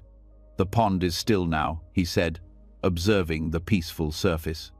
Koji turned to Katsu and smiled gently. "Peace is like the stillness of the pond," he said. "It is only found when the mind ceases to chase." The ripples in the pond were created by the stone. The mind, too, is often like the water when it is disturbed by thoughts, desires, and worries. When the mind is restless, it cannot find peace. But when you let go of your thoughts, when you stop chasing after them, you will find that peace, like the stillness of the pond, comes naturally. Katsu stood there for a long time, reflecting on the master's words. He thought about the ripples in the pond, how they were caused by the stone, and how they had slowly disappeared when the disturbance was no longer there. He realized that his mind was often like the pond before the ripples had settled, full of thoughts, desires, and worries that never seemed to stop. He had been chasing after peace, thinking that if he worked hard enough, if he tried enough, he would find it. But now, standing beside the pond, he understood that peace was not something to chase. It was something to allow. "Master," Katsu said quietly, "I have been chasing peace, striving to find it by force. I've tried so hard to make my mind still, but it only seems to grow more restless. How do I stop the ripples of my thoughts and find peace like the stillness of the pond?" Koji looked at Katsu with kindness in his eyes. "The more you try to stop the ripples, the more you create them," he said. "The key is to stop chasing the ripples. When you stop grasping for peace, when you stop trying to control your thoughts, You will find that peace comes naturally, just as the stillness of the pond comes when the ripples fade away. Katsu listened carefully, trying to understand. He had spent so much time trying to control his thoughts, to make them stop, believing that if he could stop his thoughts, he would finally find peace. But now, he saw that peace did not come from controlling or forcing his mind to be still. It came from letting go, from allowing his thoughts to settle on their own, just like the ripples in the pond. Koji spoke again, his voice calm and steady. Imagine your thoughts as ripples in the pond. When you chase them, they only grow. But when you stop chasing, when you let go of your attachment to them, they will naturally fade, and the pond will return to stillness. The mind, too, will return to stillness when you stop chasing your thoughts. Katsu stood silently, contemplating the master's words. He realized that the more he fought against his thoughts, the more they seemed to dominate his mind. He had been trying to control his thoughts, to make them stop, thinking that peace would come when he could quiet his mind. But now he understood that peace was not about control. It was about letting go, allowing his thoughts to come and go, without attachment, without grasping. As the sun began to set, casting a golden light over the still pond, Katsu felt a sense of peace he had not felt before. He had been chasing after peace for so long. But now, standing by the pond, he realized that peace had always been within him. It was like the stillness of the pond, always there, waiting for him to stop chasing after it. "Master," Katsu said after a long silence, "I understand now. I have been trying to control my thoughts, to make my mind still. But peace is not something I can force, it is something I must allow. Just like the ripples in the pond, my thoughts will fade when I stop chasing them." Koji smiled gently and nodded. "Yes, Katsu. Peace is always here, within you, just as the stillness is always present in the pond. It is only when you stop chasing after it, when you let go of your attachment to thoughts and desires, that you will experience the peace that is already there." From that moment on, Katsu began to live his life with a new understanding. He still practiced meditation and studied the teachings, but he no longer tried to force peace into his life. Instead, he allowed it to arise naturally by letting go of his attachment to thoughts and expectations. When his mind became restless, he simply let the thoughts come and go, like ripples in the pond, without grasping or chasing them. And in that letting go, he found the peace he had been searching for. As the days passed, Katsu's life became more peaceful. He no longer fought with his thoughts or struggled to quiet his mind. Instead, he trusted that peace would come when he stopped trying to control it. Just like the still pond, his mind became more calm and clear, free from the turbulence of constant striving. One day, after many years, Katsu returned to the pond where he had first learned this lesson from Master Koji. The pond was still, just as it had been when he first arrived. The ripples of his thoughts had long since faded, and he stood by the water, feeling a deep sense of peace. Master Koji, now older, sat beside him. "How does it feel, Katsu?" he asked. Katsu smiled and looked at the calm waters of the pond. "It feels like stillness," he said. "It feels like peace. I no longer chase after it.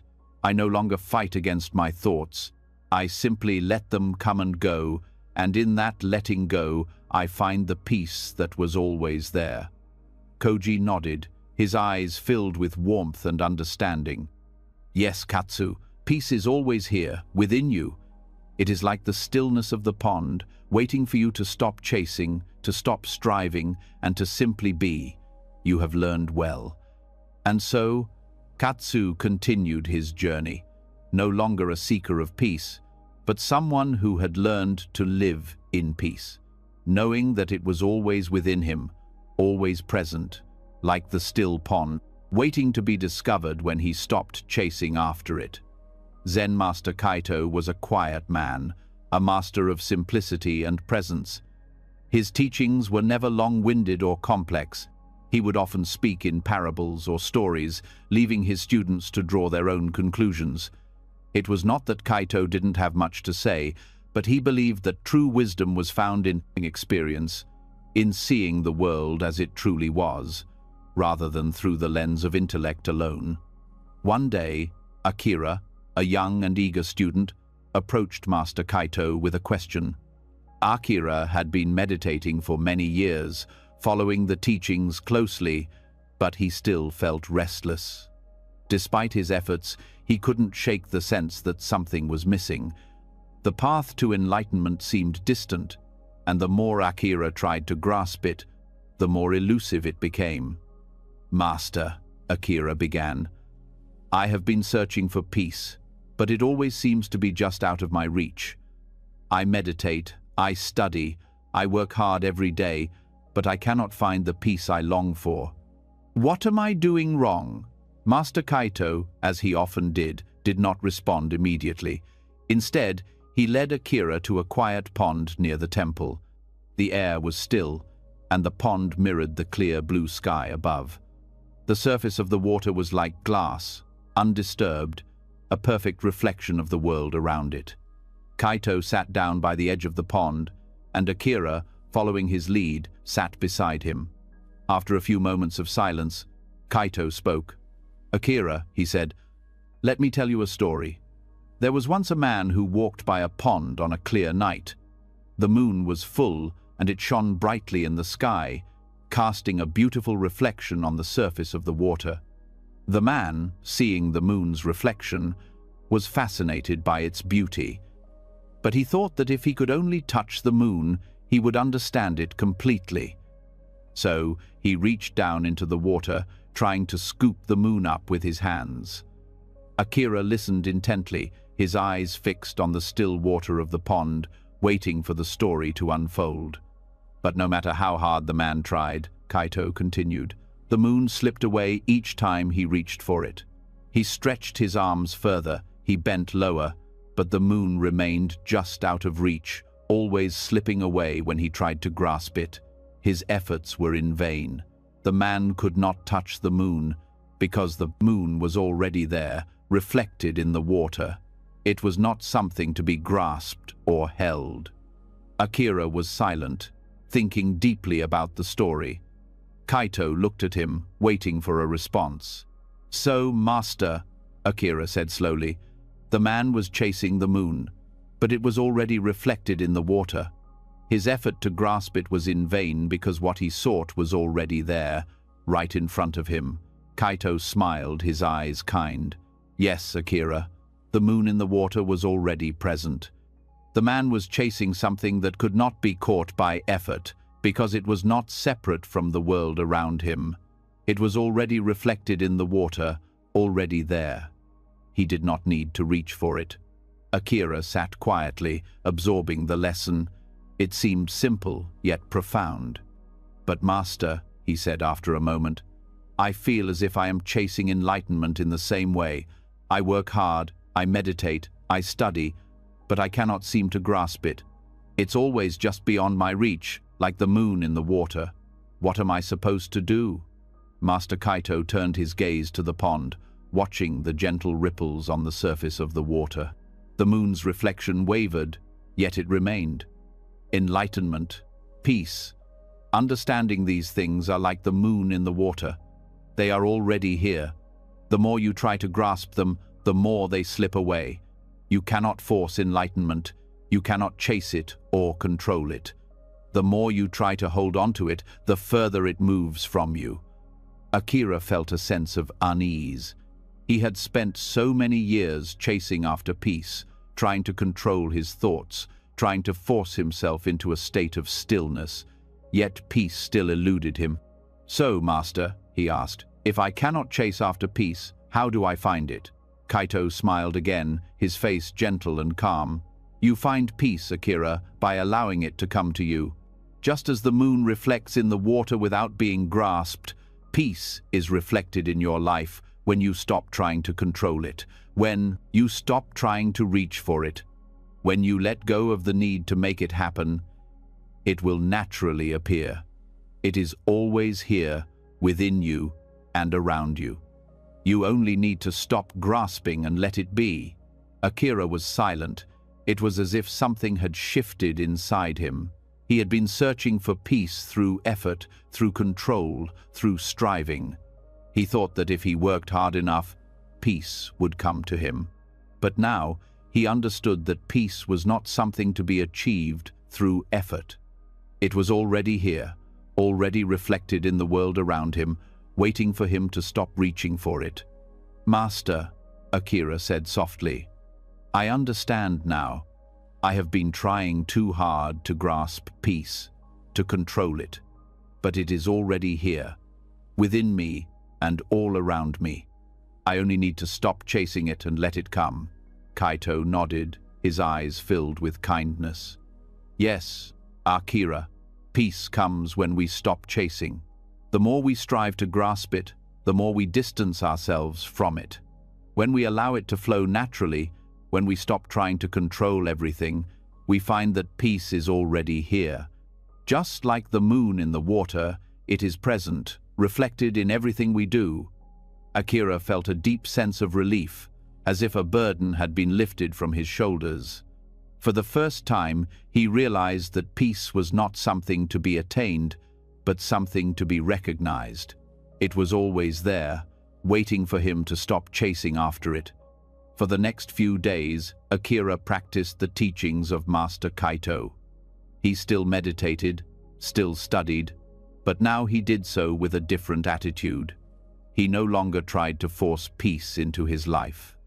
Instead, he allowed it to come to him naturally, without attachment to the outcome. When his mind became restless, he simply let the thoughts pass, like ripples in the water, without trying to control them.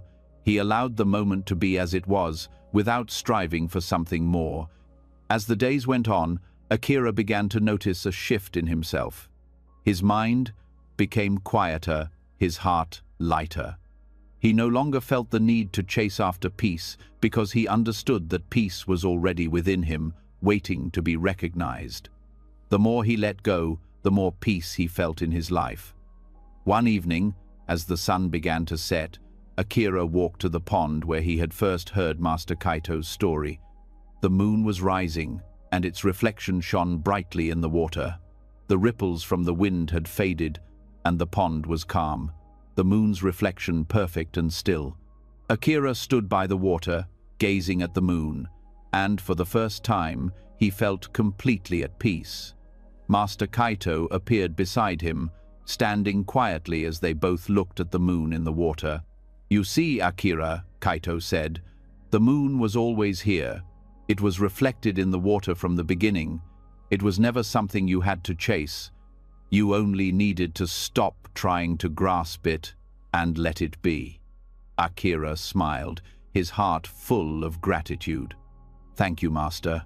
I understand now. Peace is not something to chase. It is something to allow. It is already here." From that moment on, Akira's life changed. He no longer searched for peace through effort or control. He simply allowed it to flow into his life, like the moon reflected in the water. And in that letting go, he discovered that peace was not something distant, but something he could recognize and embrace in each moment. Taro was a simple farmer who lived at the edge of a small village, surrounded by fields of crops that he tended to every day. His life was quiet, free from the noise and chaos of the world beyond his land.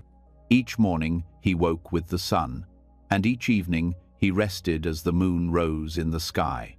The seasons passed, bringing with them their own rhythms, and Taro moved through them with ease. He planted in the spring, harvested in the summer, and prepared for the cold of winter in the fall. Through it all, Taro found a deep sense of peace. He lived simply, without concern for things he could not control, accepting the ebb and flow of life with gratitude. One day, a monk from a distant temple arrived at Taro's farm, looking worn and tired. The monk had been traveling for many days, seeking wisdom from those he believed might offer him a glimpse into the deeper truths of life. He had heard of Taro's peaceful nature and wanted to understand how a simple farmer like him could live in such a way. The monk approached Taro while he was working in his field. He stood there quietly for a moment, watching Taro as he moved through the task at hand, bending down to pick up the weeds from his crops. Taro worked steadily, his hands moving with familiarity, his face calm and content. The monk, feeling exhausted from his long journey, finally spoke. "Taro," the monk said, his voice soft but filled with curiosity, "I have traveled far and met many wise people, but none seem to live with the peace you have. How can you be so peaceful? How do you live so simply and still find joy in your life, despite the difficulties that come with it?" Taro looked up from his work, his face gentle and kind. He had always lived simply, never seeking more than what he needed, never longing for things outside of his grasp. He didn't see himself as particularly wise or special. He just lived the way he had always lived, following the rhythms of nature, accepting what came with each passing day. The monk, still standing, awaited an answer. His eyes were searching, hoping to hear some great teaching that would help him find the peace he sought. Taro smiled softly and motioned for the monk to sit beside him on the ground. "Peace comes not from chasing after something," Taro said quietly, "but from living with what comes. I do not chase the harvest or the rain. I do not push against the seasons or try to force things to be as I want them. I simply live with what comes, and in that simplicity, I find peace." The monk sat down beside Taro, absorbing his words. Taro's life was so different from the monk's. The monk had been taught to seek enlightenment, to strive for wisdom, to look for answers outside of himself. Yet here was Taro, a humble farmer, who seemed to have found peace simply by accepting life as it was. "I do not chase the harvest," Taro continued, "because the harvest will come when it is time. I plant the seeds and tend to the crops, but I do not try to force them to grow faster. The same is true with the rain. I cannot control the weather, so I do not waste my energy worrying about it. When the rain comes, I welcome it, and when it does not, I make do with what I have." The monk looked at Taro with a mix of awe and confusion. "But what if the harvest is poor?" he asked. "What if the rain does not come? What if life does not go as you expect?" Taro paused for a moment, considering the question. "In life, there are many things we cannot control. The harvest, the rain, the seasons, they all come and go as they will. If I worry about what might happen, I will miss the beauty of the present moment. I trust that whatever happens, I will be able to handle it. I will adapt, just as the earth adapts to each season." The monk nodded slowly, still unsure. He had always been taught that one should strive for a better life, that one should reach for enlightenment with all their might. But Taro's approach seemed so simple, so effortless. It was as if Taro was at peace simply because he had stopped trying to force things to be different than they were. Taro smiled, sensing the monk's confusion. "I live with what comes, not against it. I do not fight the seasons. I do not resist what is. When you stop fighting life, you allow it to flow naturally. It is like the river. The river does not try to force the rocks aside. It flows around them, adjusting itself to the shape of the land. In the same way, when you stop resisting life's flow, you will find peace." The monk sat in silence, thinking about what Taro had said. The idea of not fighting against life, of accepting things as they were, seemed so foreign to him. He had spent his whole life striving, pushing, reaching for something he could not define. He had always believed that peace would come when he reached a certain point, when he had gained enough knowledge or achieved enough wisdom. But now, sitting beside Taro, he realized that peace was not something to be gained through effort. It was something to be found in acceptance. "Master," the monk said after a long pause, "I understand now. You are not seeking anything, yet you have found everything. You are at peace because you have accepted life as it is, without trying to control it. Taro nodded gently. Yes, my friend. When you accept life as it is, you free yourself from the burden of expectation. Life flows like the river, and you flow with it. You stop struggling, and in that stillness, peace is found. The monk, feeling lighter than he had in days, stood up slowly. He thanked Taro for his wisdom and, with a deep bow, promised to carry the lesson with him on his journey. As he left the farm, he felt a deep sense of peace begin to grow within him.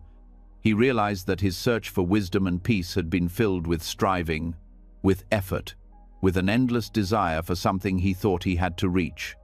But now he saw that peace was not something to be reached at all. It was already within him, waiting to be recognized when he stopped chasing it. As the monk walked away from Taro's farm, he looked back one last time at the simple farmer working in his field. Taro's life was not perfect, and he did not have wealth or fame, but he had something that many people, including the monk, had been searching for their entire lives: peace.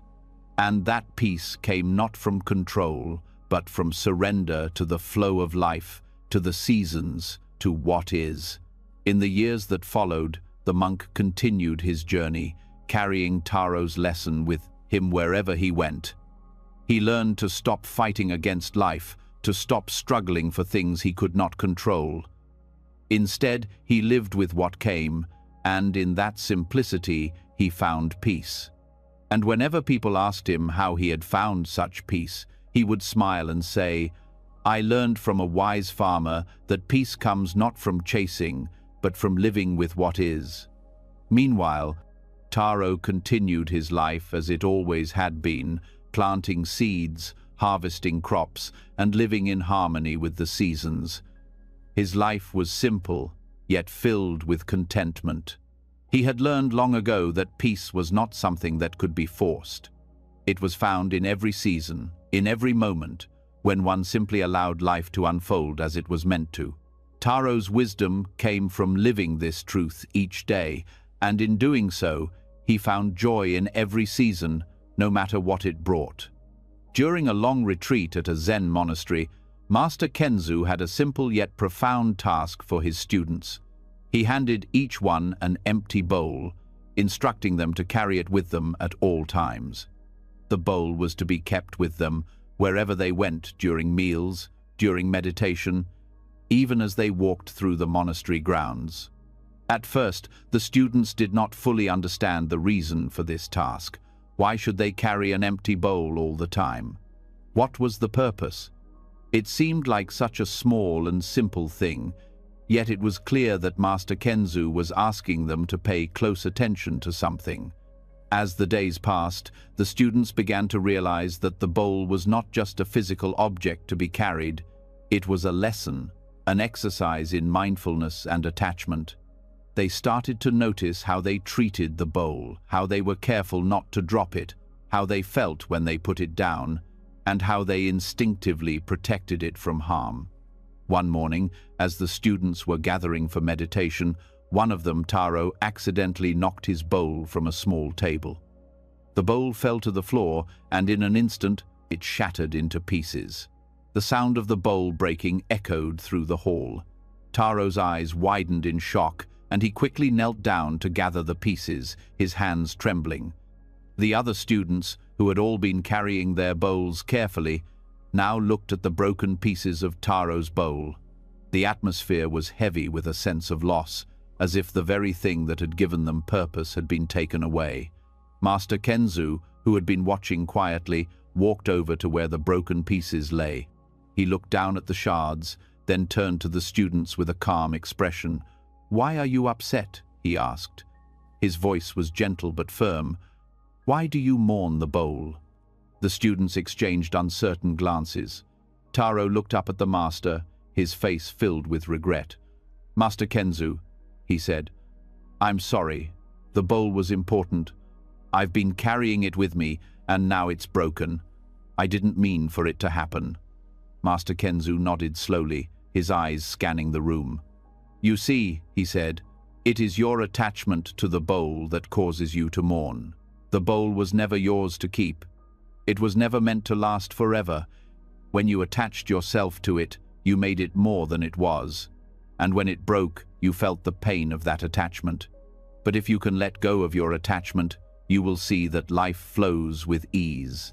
Things come and things go. But the flow of life continues. The students sat in silence, trying to understand what Master Kenzu was saying. It was difficult to comprehend. They had all been so careful with their bowls, so protective of them. The bowls had become part of their routine, part of their practice. And now, in an instant, the bowl had shattered, and they felt the weight of that loss. But Master Kenzu's words began to sink in. He wasn't angry or disappointed. He was teaching them something deeper about attachment. You see, Kenzu continued, the bowl was never the source of your peace. It was simply a reminder. The real peace comes when you let go of your attachment to things. The bowl, just like everything else in life, was temporary. You could not keep it forever. But in letting go of it, you learn to live freely, without clinging to things that do not last. Taro, still kneeling by the broken pieces, nodded slowly. He felt a deep sense of release in the master's words. It was as though the weight he had been carrying in his heart was beginning to lift. The bowl, so important to him just moments before, no longer seemed like the source of his peace. The peace he had been seeking was not in the bowl, but in the freedom to accept things as they were. Master Kenzu reached down and picked up one of the shards of the broken bowl. He held it in his hand, examining it thoughtfully. Then he turned to the students. The bowl was useful for a time, but when it broke, it was no longer useful in the same way. Life is like this. Things come into our lives, serve a purpose, and then they pass away. It is not the things themselves that matter, but our ability to let go of them when the time comes. The more we cling to things, the more we create suffering for ourselves. But when we let go, we can move freely through life, without being weighed down. The students sat in silence, each one reflecting on their own attachments, the things in their lives that they held onto too tightly, the things they were afraid to lose. For some, it was their possessions. For others, it was their desires, their dreams, or their fears. But the lesson was clear. Attachment to anything, even something as simple as a bowl, could cause suffering. As the days passed, the students began to carry their bowls with a new understanding. They still used the bowls, but they no longer clung to them. They handled them gently, with care, but they knew that the bowls could be broken at any time. And in that knowledge, they found freedom. They began to see that life itself was like the bowl. It was not permanent, and it could change in an instant. But if they let go of their attachment to outcomes, to possessions, to expectations, they could experience life more fully. One evening, after the meditation session, the students gathered in the hall, each holding their bowl in their hands. They had all experienced the lesson of the broken bowl in different ways. Some had felt the sting of loss, while others had found peace in letting go. Master Kenzu stood before them, his face calm and serene. "Tell me," he said, "what have you learned?" One student, Hiro, spoke first. "I learned that my attachment to things causes me suffering. I thought the bowl was important, but it was not the bowl that mattered. It was my attachment to it that caused the pain." Another student, Emmy, nodded. "I learned that life is always changing. When I let go of my attachment to things, I can move more freely through life. I do not need to hold on to everything." Taro, who had been the first to break his bowl, looked up at Master Kenzu. "I learned that peace comes from letting go of what I cannot control. The bowl was a symbol, but it was not the source of my peace. I can find peace in the present moment without clinging to anything." Master Kenzu smiled, pleased with his students' understanding. "Yes," he said, "you have all learned well. The key to peace is letting go. Life is like the bowl. Sometimes it is whole and sometimes it is broken. But in every moment, it is an opportunity to practice letting go.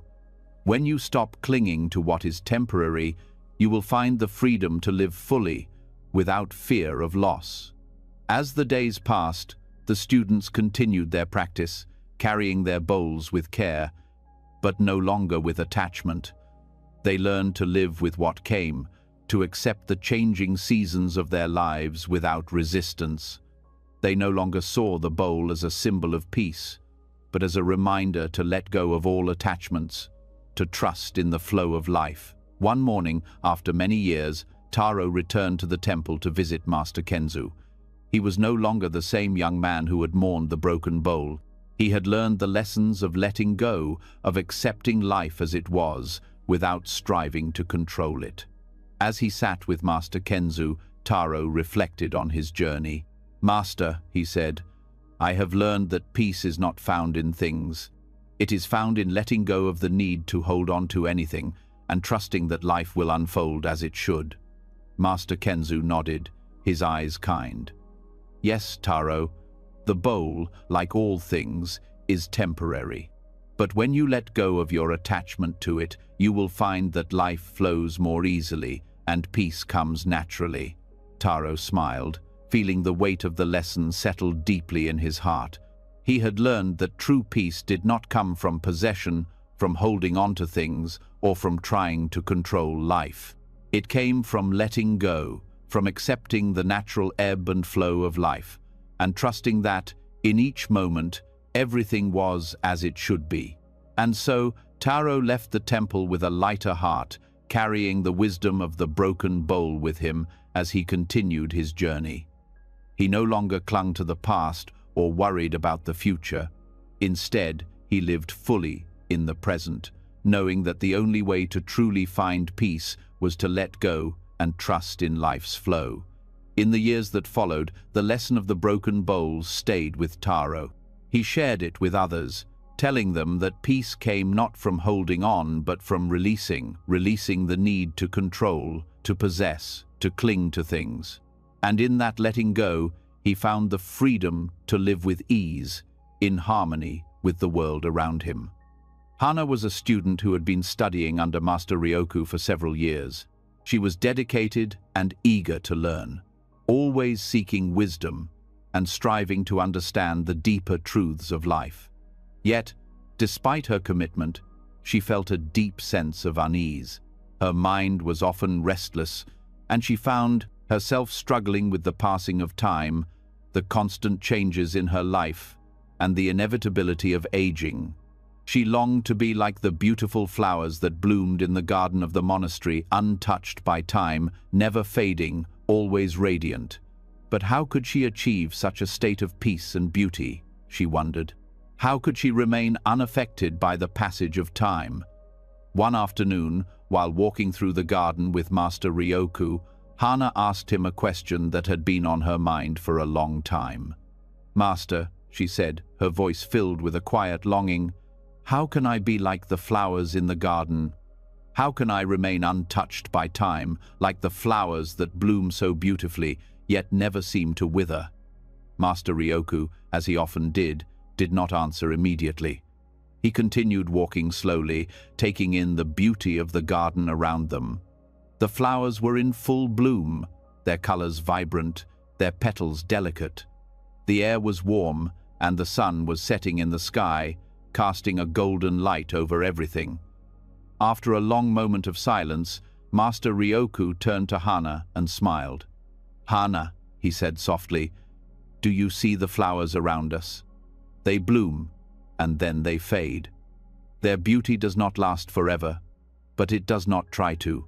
They do not chase immortality, nor do they resist decay. They simply bloom, content in each moment. The flower does not try to hold on to its beauty, nor does it mourn its fading. It simply lives and dies as part of the natural flow of life." Hana listened carefully, but she was still confused. "But Master," she said, "the flowers are beautiful, and they fade away. They don't last forever. How can I be content like that, knowing that everything I love will eventually fade, that I too will fade? Master Ryoku stopped walking and turned to Hana, his eyes kind and understanding. Hana, the flower does not chase immortality because it knows that it cannot escape the natural cycle of life. It blooms when it is time, and it fades when it is time. The flower does not struggle against the flow of time. It simply accepts it. It is content in the moment, in the beauty of now. You, too, can be like the flower if you stop resisting the passing of time. When you stop fighting the changes in life, you can find peace in each moment, just as the flower finds peace in its bloom. Hana stood still, contemplating her master's words. She had always felt a longing for permanence, for something that would last forever. She had believed that to be truly at peace, she needed to hold on to things, to prevent them from slipping away. But now, Master Ryoku was teaching her something entirely different. That true peace came from letting go, from accepting the natural flow of life, and from being content in each moment, whether it was a moment of blooming or a moment of fading. Master Ryoku continued, his voice calm and steady. The flower is not concerned with how long it will last. It simply lives fully in the moment it has, and in that moment, it is perfect. The same is true for you. When you stop chasing after permanence, when you stop trying to hold on to things that are meant to change, you will find peace. You will be free from the fear of losing things, because you will know that everything in life has its time. The flower blooms and fades, and in its blooming and fading, it is content. Hana's heart began to soften as she listened to her master's words. She realized that her fear of change, her fear of losing things, was what kept her restless. She had been chasing after something that could never be held permanence, immortality, the illusion that life could remain the same forever. But now she understood that true peace came from accepting life as it was, knowing that everything had its time, and that the beauty of life lay in its impermanence. The flower does not mourn its fading, Master Ryoku said gently, because it knows that its purpose is not to last forever, but to bloom fully in the moment. And when it fades, it does not resist. It simply lets go. The same is true for you. When you stop clinging to what is, when you stop resisting the natural flow of life, you will find peace in the acceptance of change. You will live fully, without fear of loss, because you will know that each moment is perfect as it is. Hana looked at the flowers around them, their petals soft and delicate, their colors vibrant in the light of the setting Sunday. She could feel the weight of her master's words sinking into her heart. She had always been afraid of the changes in her life, the changes in her body, in her relationships, in her circumstances. But now she saw that change was not something to fear. It was simply a part of life, a natural flow that could be embraced, not resisted. The flowers did not fear their fading because they understood that their beauty was not in how long they lasted, but in how fully they lived in the moment. Master Ryoku smiled at Hana, sensing that she was beginning to understand. "You see, Hana," he said, "life flows like the seasons. The flowers bloom and fade, the leaves fall and grow again. There is a natural rhythm to life, and when you stop resisting that rhythm, you can live in harmony with it. The flower is content in its bloom, and you, too, can be content in each moment, knowing that everything has its time." Hana smiled, a feeling of peace settling over her. She understood now that true peace did not come from holding on to things, from trying to make life last forever. It came from living fully in the present moment, from embracing change without fear, from being content with what is, rather than longing for what was or what could be.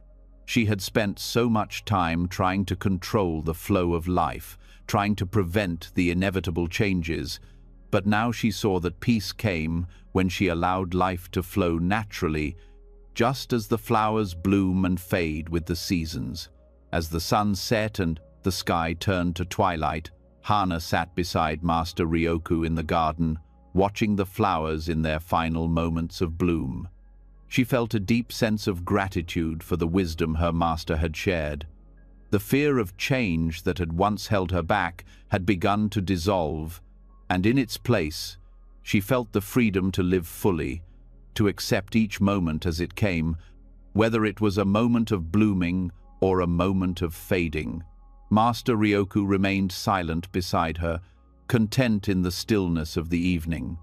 Hana realized that he, too, was like the flowers, content in the moment, not clinging to the past or reaching for the future.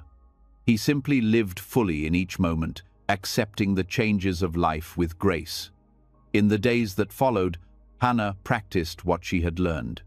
She no longer fought against the changes in her life.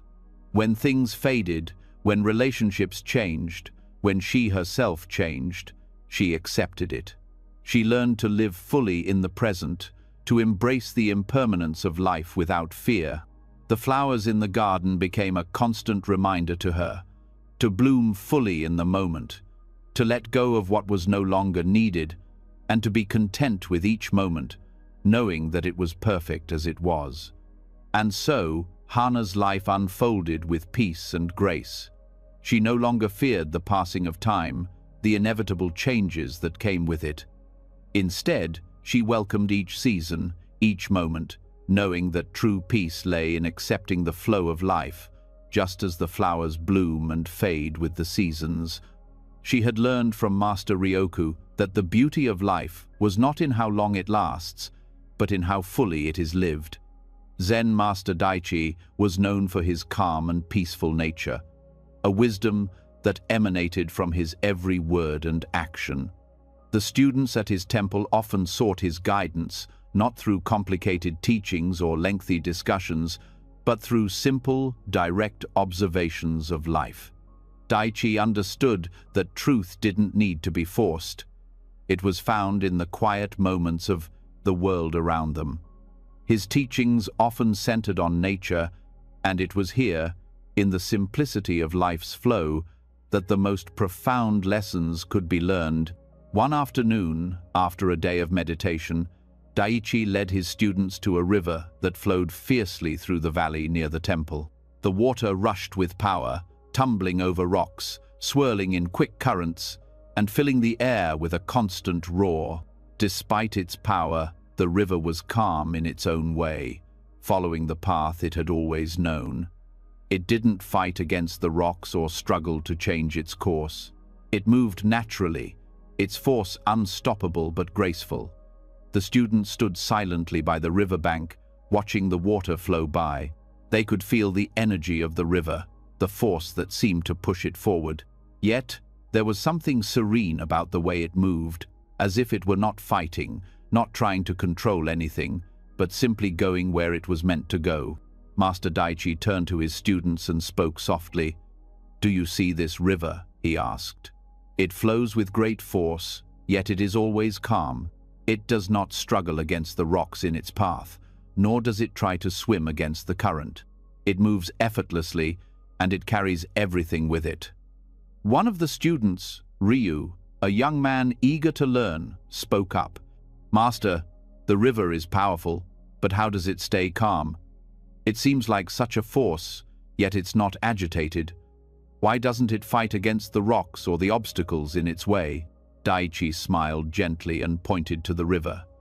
"The river does not fight because it understands that the current is its natural way. It knows that fighting against the current only creates resistance and turmoil. Instead, it allows itself to be carried, to flow with the current, accepting what is in its path. It does not try to change the course of the river or fight against it. It simply moves, and in that movement, it finds peace." Ryu listened intently, still unsure of how this applied to his own life. "But Master," he asked, "don't we need to fight for what we want in life? Don't we have to swim against the current to get where we want to go?" Daichi nodded slowly, understanding the question. "You are like the river, Ryu," he said, "but you often swim against the current. You struggle, thinking that by fighting you will get what you want. You try to force your way through life, pushing against the obstacles in your path. But like the river, when you stop fighting and stop struggling, you will flow naturally to where you need to be." Ryu's eyes widened with realization. "So, you are saying that peace comes not from fighting, but from letting go?" Daichi smiled warmly. "Yes, Ryu. When you stop swimming upstream, when you stop fighting against the current, you will find that life carries you where you need to go. The river is always moving, always flowing, and it does not worry about the rocks or the obstacles. It simply flows, and in doing so, it finds its way. The same is true for you. When you stop struggling, you will find that the path to peace is already before you." The student stood quietly by the river, contemplating Daichi's words. Ryu felt a deep sense of peace in this new understanding. For so long, he had struggled in his own life, pushing against the obstacles, fighting for control, believing that he had to force things to happen. But now, he understood that true peace came not from control, but from surrendering to life's natural flow. Master Daichi continued, "The river does not question the obstacles in its path. It moves around them, flows over them, and continues its journey. It does not waste energy in resistance, for it knows that resistance only causes struggle. You, too, must learn to flow with life, to accept its twists and turns, and to trust that you are being carried in the right direction." One of the students, May, spoke up. "Master, I understand that we shouldn't fight against life's obstacles, but how do we know when to move and when to be still?" Daichi turned to May, his eyes filled with wisdom. "The river does not ask when it should move or when it should be still. It moves as it naturally flows, in its own time, without hesitation. The same is true for you. You must trust in your own flow. When you stop fighting against the current, you will know when to act and when to be still. The stillness of the river is not its inactivity, it is its acceptance of the moment. When you stop resisting, you will know the right time to move and the right time to rest." Ryu looked at the river again, this time with a new understanding. He could see that the water was always in motion, always flowing, but it was never hurried. It moved with purpose, without force. The obstacles in its path did not stop it, they simply became part of the flow. He realized that peace was not about pushing forward relentlessly, but about moving with the current, with life itself. Master Daichi spoke again, his voice soft and sure. "You must learn to stop swimming upstream. The more you fight against the current of life, the more tired and frustrated you will become. But when you let go, when you stop struggling and trust in the flow, you will find that life carries you effortlessly." The students sat in silence for a while, listening to the sound of the river and feeling the truth of Daichi's words sink deep into their hearts. Ryu, feeling a sense of release, closed his eyes and took a deep breath. For the first time, he felt a weight lift off his shoulders. He had spent so much time and energy fighting against life, trying to control it. But now he understood that peace was found in acceptance, in flowing with life, not in struggling against it. As the sun began to set, casting a warm orange light across the river, Master Daichi turned to his students. "Remember, the river does not fight. It moves with grace, and in that grace, it finds peace. When you stop resisting life, when you trust the current, you will find that life flows with ease. Only then will you be at peace." Ryu and the other students walked back to the temple that evening with a quiet heart. The lesson of the river stayed with them, and Ryu knew that he would never look at the world in the same way again.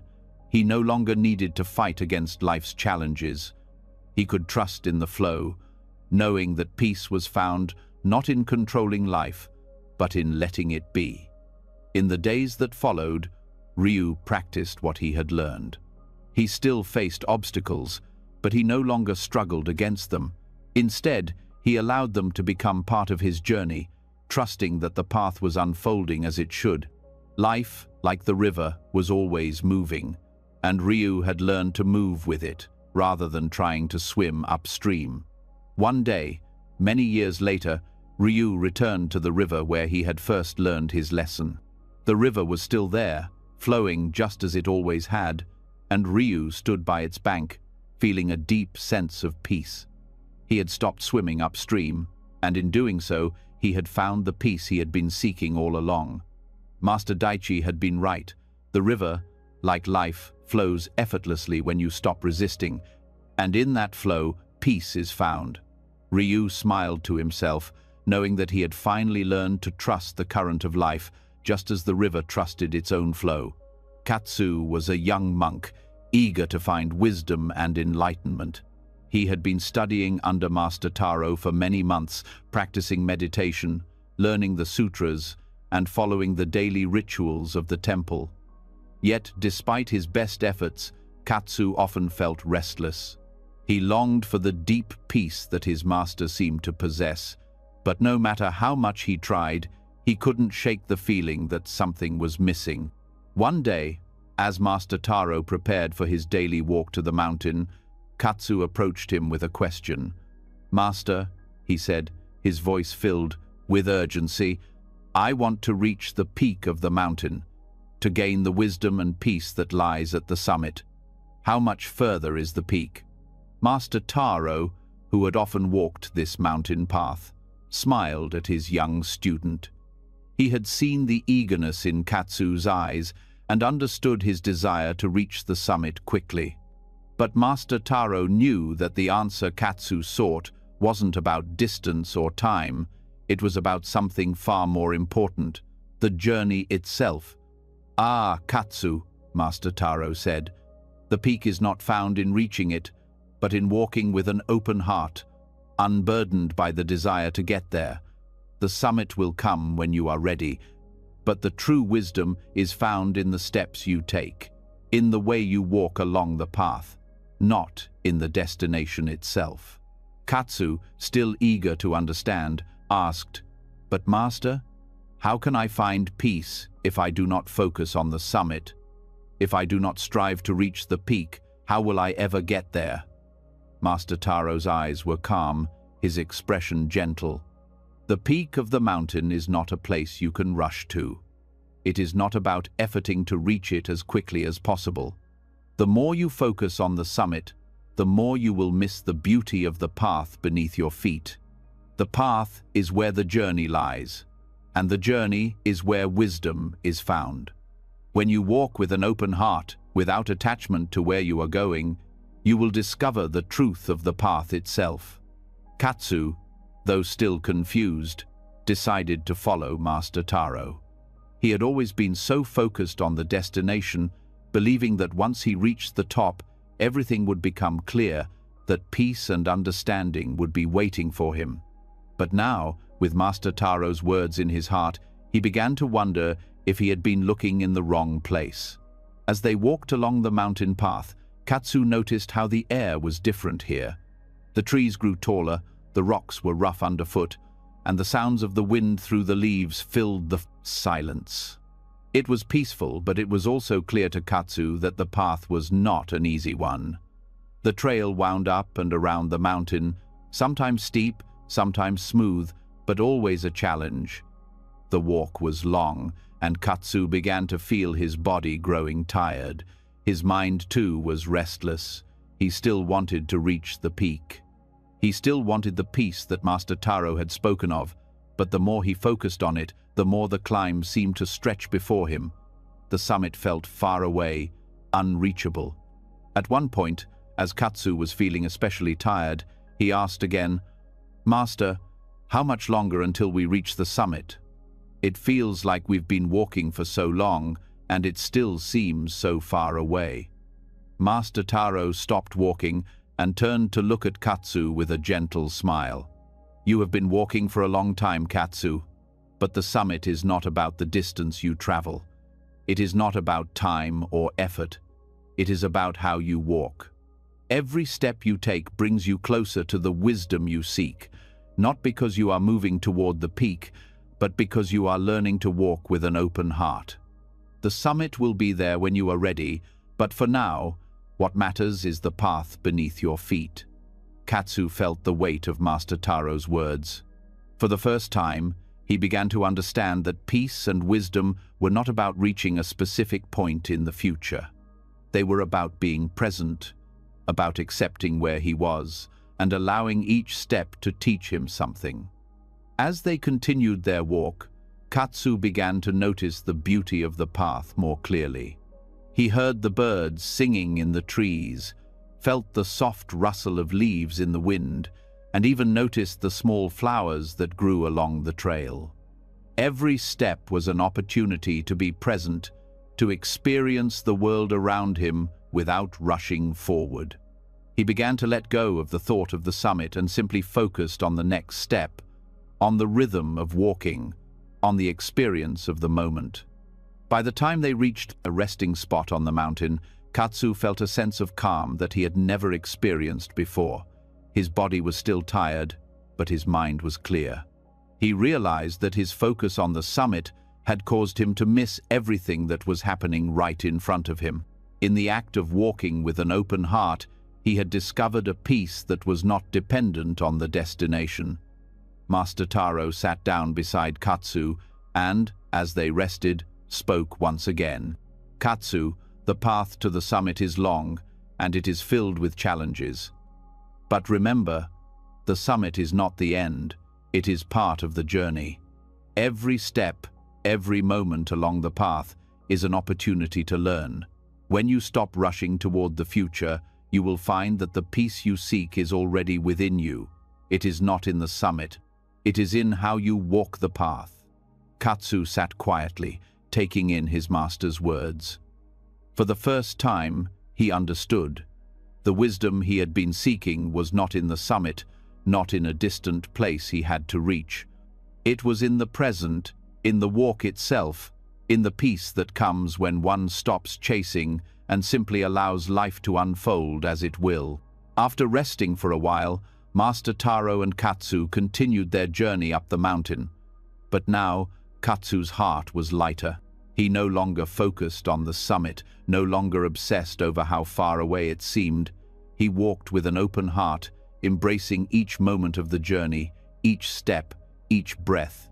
And in that acceptance, in that simple act of walking with presence, he found the peace he had been searching for all along. As they finally reached the peak of the mountain, Katsu stood for a moment, taking in the view. The sky stretched out before him, and the vast landscape below was beautiful. But the peace he felt did not come from the height, nor from the view. It came from within. It came from the understanding that peace is not something to be chased, but something to be allowed. Master Taro, standing beside him, looked at the horizon and then turned to Katsu with a smile. "You see, Katsu," he said, "the peak was always here, in this moment. You did not need to reach it by force. You simply needed to walk with an open heart, and the summit would reveal itself to you when you were ready." Katsu smiled, feeling a deep sense of gratitude. "Thank you, Master. I understand now. The summit was never the goal. It was the path that mattered." Master Taro nodded. "Exactly. Life is like this mountain path.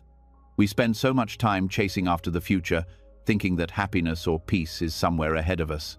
But the truth is, peace is found in the present moment, in how we walk, in how we embrace each step. The peak will come when it comes, but the journey is where the wisdom is found." And so, Katsu learned that peace was not something to be achieved, not something to be rushed toward, but something to be embraced in every moment. He would carry this lesson with him for the rest of his life, walking the path with an open heart, unburdened by the desire to reach the end, and finding peace in each step along the way. Master Junko was known throughout the land for his quiet demeanor and profound wisdom. He spoke little, but when he did, his words carried deep meaning. The students who came to study under him learned not just through his teachings, but by observing the way he lived. Master Junko's life was a simple one, lived in harmony with nature and the rhythms of the world. He was calm, centered, and always present in the moment, traits that seemed to elude many of his students. Akira had been studying under Master Junko for a few months. He was eager to learn, but often felt restless. His mind was busy, filled with thoughts and desires, always seeking something more. He struggled to be still, always searching for the next step, the next goal, the next thing to strive for. Peace, to Akira, seemed to be something that had to be achieved, something that required great effort and discipline. But the more he tried to force it, the more elusive it became.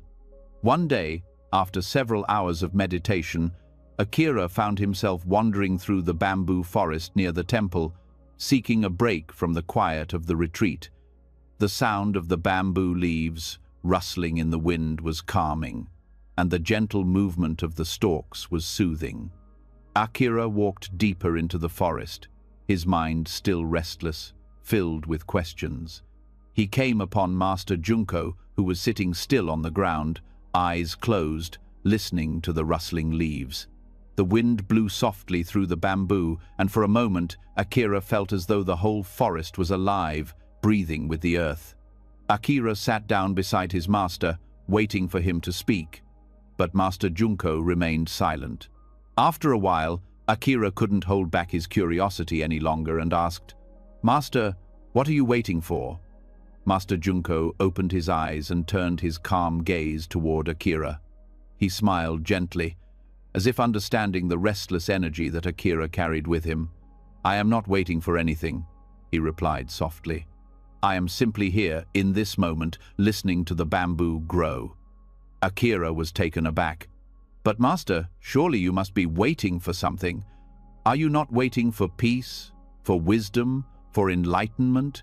How can you sit here so calmly without striving for something?" Junko chuckled softly and nodded toward the bamboo. "The bamboo grows without effort.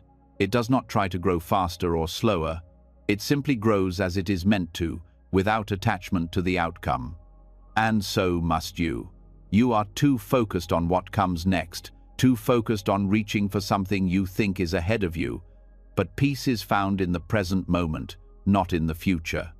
Just as the bamboo grows naturally, so too must you." Akira's mind raced as he tried to grasp the meaning of Junko's words. He had always believed that peace was something to be sought, something to be achieved. How could peace be found without effort? How could he simply let go and be present without trying to control his thoughts, his actions, his life? He had always tried to force his mind into stillness, to push away distractions and achieve a sense of calm. Yet no matter how hard he tried, he never seemed to find the peace he sought. "Master," Akira asked, "how can I live like the bamboo? How can I grow without striving, without constantly trying to achieve something?" Junko smiled and motioned toward the bamboo forest. "Look at the bamboo. It does not worry about where it is going or how long it will take to reach the sky. It simply grows, moment by moment, without concern. It does not resist the wind or the rain. It accepts them as they come. It bends with the wind, yet it remains strong. It grows naturally, without forcing itself." Akira looked at the bamboo, his mind still filled with questions. "But Master, the bamboo must be strong. It must push against the ground to grow tall, to reach the sky. How can it grow without effort?" Junko's voice was soft and steady as he responded, "The bamboo does not push against the earth. It does not fight the wind. It simply allows itself to grow, trusting that it will reach where it needs to be. It does not rush. It does not resist. It simply follows the natural flow of life. It knows that its growth comes from within, not from force or struggle." Akira sat still, watching the bamboo sway gently in the wind. He had always thought that strength came from pushing, from striving, from forcing things to happen. But now he saw that the bamboo did not struggle. It simply bent with the wind, yielding to the force of nature, yet remaining firmly rooted in the earth. There was a quiet strength in that, a strength that did not require effort or resistance, but acceptance. "Master," Akira said quietly, "I think I understand now. I have been striving so hard for peace, trying to force it into my life. But peace does not come from forcing things. It comes from accepting what is, from being present in the moment, just as the bamboo is present with the wind." Junko nodded. "Yes, Akira, you do not need to chase peace, for it is already within you. Like the bamboo, you must learn to live in the present moment, without attachment to the past or the future. When you stop struggling, when you stop forcing, you will find that peace naturally arises. Just as the bamboo grows, you will grow, but only when you stop trying to make it happen." Akira closed his eyes, letting the quiet of the bamboo forest wash over him. The wind had calmed, and the rustling of the leaves was gentle, soothing. For the first time, Akira felt a deep sense of peace settle within him. He had been searching for peace in the wrong place, trying to force it into his life, pushing against the currents of his thoughts. But now he understood. Peace was not something to be achieved or forced. It was something to be allowed, something to be embraced in the present moment. "Master," Akira said softly, "I will try to live like the bamboo, without striving, without resisting. I will live in the present moment, trusting that peace will come naturally." Junko smiled warmly at Akira. "That is the way, Akira. Trust in the process and in the natural flow of life. When you stop resisting, you will find that everything you need is already within you." From that moment on, Akira's life began to change. He no longer struggled with his thoughts, no longer fought against the noise in his mind. Instead, he allowed his thoughts to come and go, without attachment or resistance. He stopped chasing after peace, stopped trying to force stillness into his life. He simply lived, moment by moment, like the bamboo, growing naturally, without effort. As the days passed, Akira's mind became quieter. The restlessness he had always felt began to fade, replaced by a deep sense of calm. He still practiced meditation, still studied the teachings, but now he did so without urgency, without the need to control the outcome. He was no longer focused on reaching a goal, but on simply being present in each moment, and in that presence, he found peace. One evening, as Akira sat in the garden, he looked at the bamboo once more. The sun was setting, casting a soft golden light on the forest. The bamboo stood tall, its leaves rustling gently in the breeze. Akira smiled, feeling a deep sense of gratitude for the lesson he had learned. He had learned to live with ease, to accept life as it came, and in doing so, he had found the peace he had long been searching for. Master Junko approached him, his footsteps light on the path. He stopped beside Akira and looked out at the bamboo. "You have learned well, Akira," Junko said, his voice soft and kind. "The bamboo does not resist, and in that, it finds its strength. You, too, have learned to live without resistance, and in that, you have found peace." Akira nodded, his heart filled with gratitude. "Thank you, Master. I have learned that peace is not something to chase or force. It is something to be present with, to accept in each moment. Like the bamboo, I must live without resistance, trusting that everything will unfold as it should." Master Junko smiled and patted Akira gently on the back. "Yes, Akira. Now you understand. The key to peace is not in striving, but in being. The bamboo grows without effort, and so must you." And so, Akira continued his journey, no longer a seeker of peace, but someone who had learned to live in peace, just like the bamboo. He had learned that the most profound wisdom was not in forcing the world to bend to his will, but in yielding to life's natural flow, trusting that everything would unfold as it was meant to. Like the bamboo, he grew with grace, unburdened by the need to control, and in that simplicity, he found the peace he had longed for all along. Riko was a dedicated student at Master Yuto's Zen temple, eager to learn the path to peace and enlightenment. For years, she had been working hard, studying the sacred texts, practicing meditation, and following the strict routines of the temple.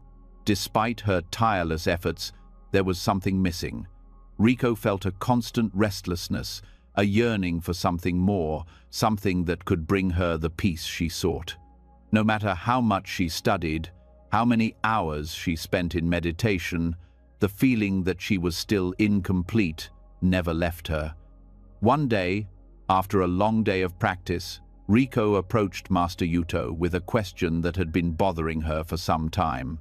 "Master," she began, her voice full of curiosity and frustration, "I have been trying so hard to find peace. I meditate, I study, and I follow the teachings as best as I can, but I still feel restless.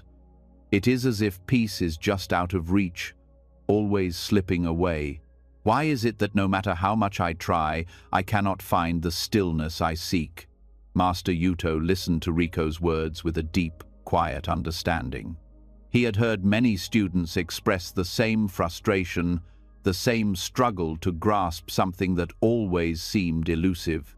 After a long moment of silence, Master Yuto stood up, his movements deliberate and calm, and gestured for Riko to follow him. Without saying a word, he led her to a small, quiet room at the back of the temple. The room was simple, with a wooden table in the center and a few cushions on the floor. On the table, Master Yuto placed a small grain of rice. He pointed to the grain and said, "Riko, take this grain of rice and chase it." Riko looked at him with confusion. She had expected words of wisdom or a meditation, not a task like chasing a grain of rice. Nevertheless, she did as her master instructed. She reached out and tried to grab the grain of rice, but it slipped through her fingers. She bent down and tried again, only for it to slip away once more. She chased the grain around the table, her frustration growing as she continued to miss it. "Master, I cannot catch it," Riko said after several failed attempts. "No matter how hard I try, it slips away." Master Yuto nodded calmly, watching her with a gentle expression. "Exactly," he said. "Now, let go of your grasp. Hold your hand open and simply wait." Riko, still confused, opened her hand and waited, watching the grain of rice as it rested on the table. She felt a sense of unease, as if she wasn't doing enough. She had been taught that in order to achieve anything, effort and striving were necessary. This idea of simply letting go, doing nothing, felt unnatural to her. After a moment of hesitation, Riko felt the urge to reach for the grain again, but she stopped herself. She reminded herself of her master's words and tried to remain still. She observed the grain, but no longer chased it. Slowly, she felt her mind quieting, and her restlessness began to fade. "Master," she said softly after a long pause, "I see. When I stop chasing it, the grain rests there without me forcing it. Why is it that when I try to catch it, it always slips away?" Master Yuto smiled and sat down across from Riko. "The grain of rice is like your peace," he said. "When you chase after it, when you try to grasp it with effort and force, it slips through your fingers. But when you simply hold your hand open, it will rest there on its own. Peace is not something that can be caught by force. It is already present, just as the grain is already there. When you stop chasing after it, it will come to you naturally." Riko's mind began to settle as she listened to her master's words. She had been so focused on trying to make peace happen that she had never considered that peace was already within her, already present, simply waiting for her to stop struggling. "You see, Riko," Master Yuto continued, "your constant striving, your desire to catch something, creates a resistance. When you are so focused on getting something, You are blind to what is already here. You are so caught up in the chase that you miss the opportunity to simply experience what is before you. Peace, like the grain of rice, cannot be forced. It must be allowed. Riko sat quietly, her mind clearer now, and for the first time, she began to understand the nature of her struggle. She had been working so hard to find peace, thinking that effort was the key.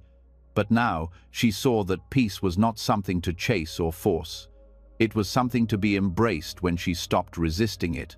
"Master, how can I stop chasing peace?" Riko asked, her voice full of longing for clarity. "How can I just let go and trust that it will come to me?" Master Yuto looked at her with kindness in his eyes. "The key is in letting go of your attachment to outcomes," he said. "When you stop needing peace, when you stop chasing after it, you will find that it comes to you naturally. Your effort to grasp it only creates tension and restlessness. But when you let go of that effort, when you accept the present moment as it is, peace will arise on its own. Just as the grain of rice rests in your open hand, peace will rest within you." Riko closed her eyes and took a deep breath, letting the words settle into her heart. For so long, she had been running after peace, believing that it was something she needed to attain through effort. But now she understood that peace was already within her, like the grain of rice, waiting to be recognized when she stopped chasing it. In the days that followed, Riko began to practice letting go. She no longer tried to force herself into peace or quiet. Instead, she simply allowed herself to be present in each moment, accepting the world as it was, without judgment or expectation. She no longer chased after peace. She stopped striving for it and began to recognize it in the simplicity of her daily life. When her mind became restless, Riko reminded herself to stop chasing after thoughts, to simply let them be.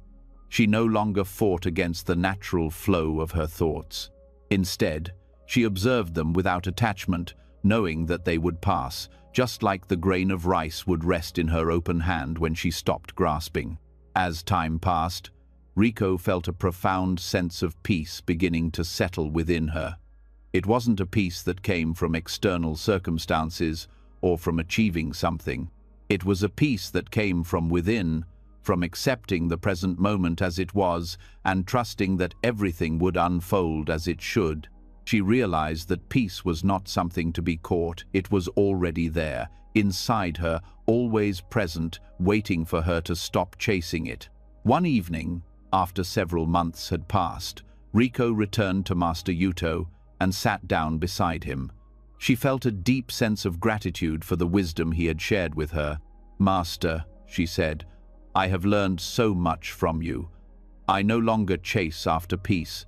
I simply live in each moment, and in that I have found peace."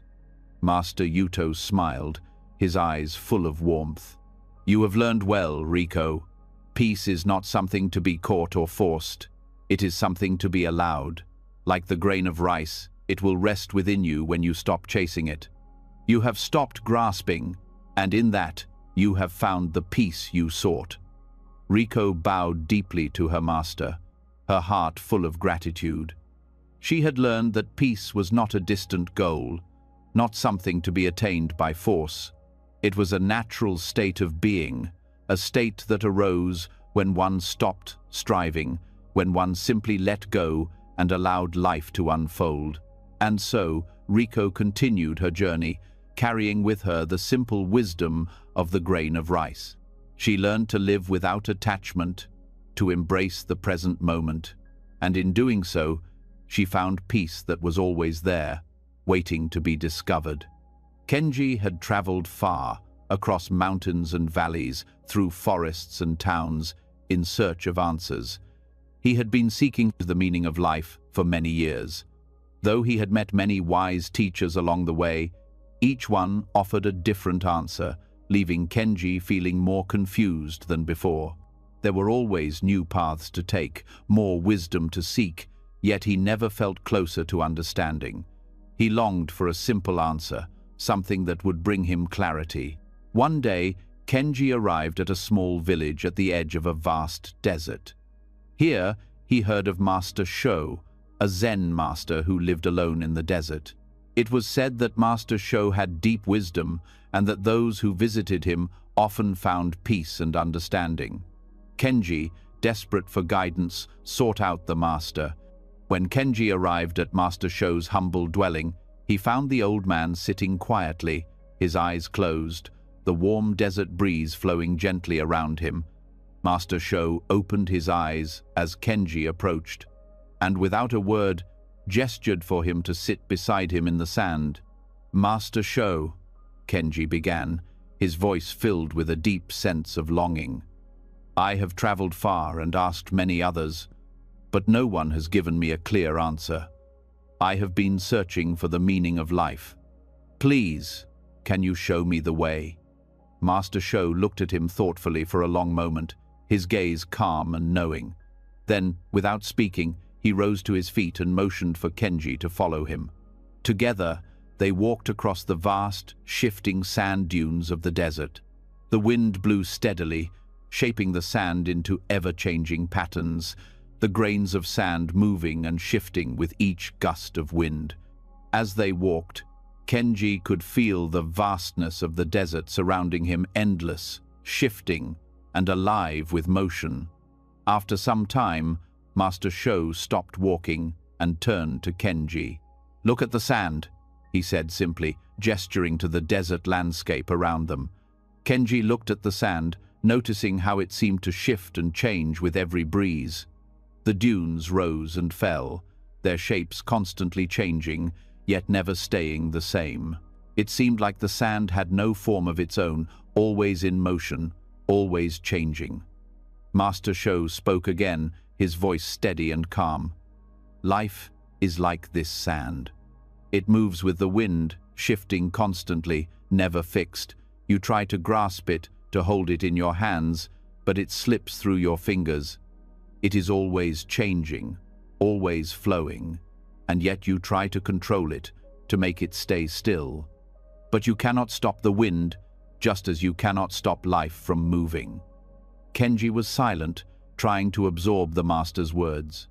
He had spent so much of his life trying to grasp meaning, trying to hold on to something that would give him certainty. But now, standing in the desert, surrounded by the ever-changing sand, he began to see that life was not something to be controlled or held. It was like the sand, constantly shifting, constantly moving, and impossible to grasp. "But Master," Kenji said after a pause, "how can I live with this? How can I find peace when life is so uncertain, always changing and shifting? How do I find meaning if everything is in constant motion?" Master Sho smiled gently, his eyes warm and understanding. "Kenji, the sand moves with the wind because it does not resist. It does not fight the breeze that shapes it. When you stop trying to control the movement of the sand, when you stop trying to hold on to it, you will see its true form. The same is true for life. When you stop chasing after meaning, when you stop trying to force life to be something it is not, you will find that life reveals its true form. The meaning of life is found in the acceptance of its flow, in moving with it rather than fighting against it." Kenji stood still, looking out at the shifting sand before him. He had been trying to control his life, trying to make sense of it, to hold on to moments that were always slipping away.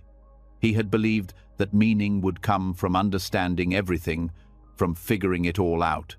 But now he saw that peace and meaning did not come from grasping, but from letting go, from moving with life as it was.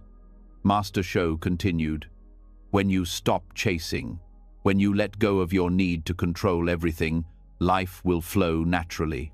It is only in your resistance, in your desire to make things fixed, that you create suffering. Life is fluid, like the wind, and it moves according to its own rhythm. When you stop swimming against the current, you will find that life carries you to where you need to go."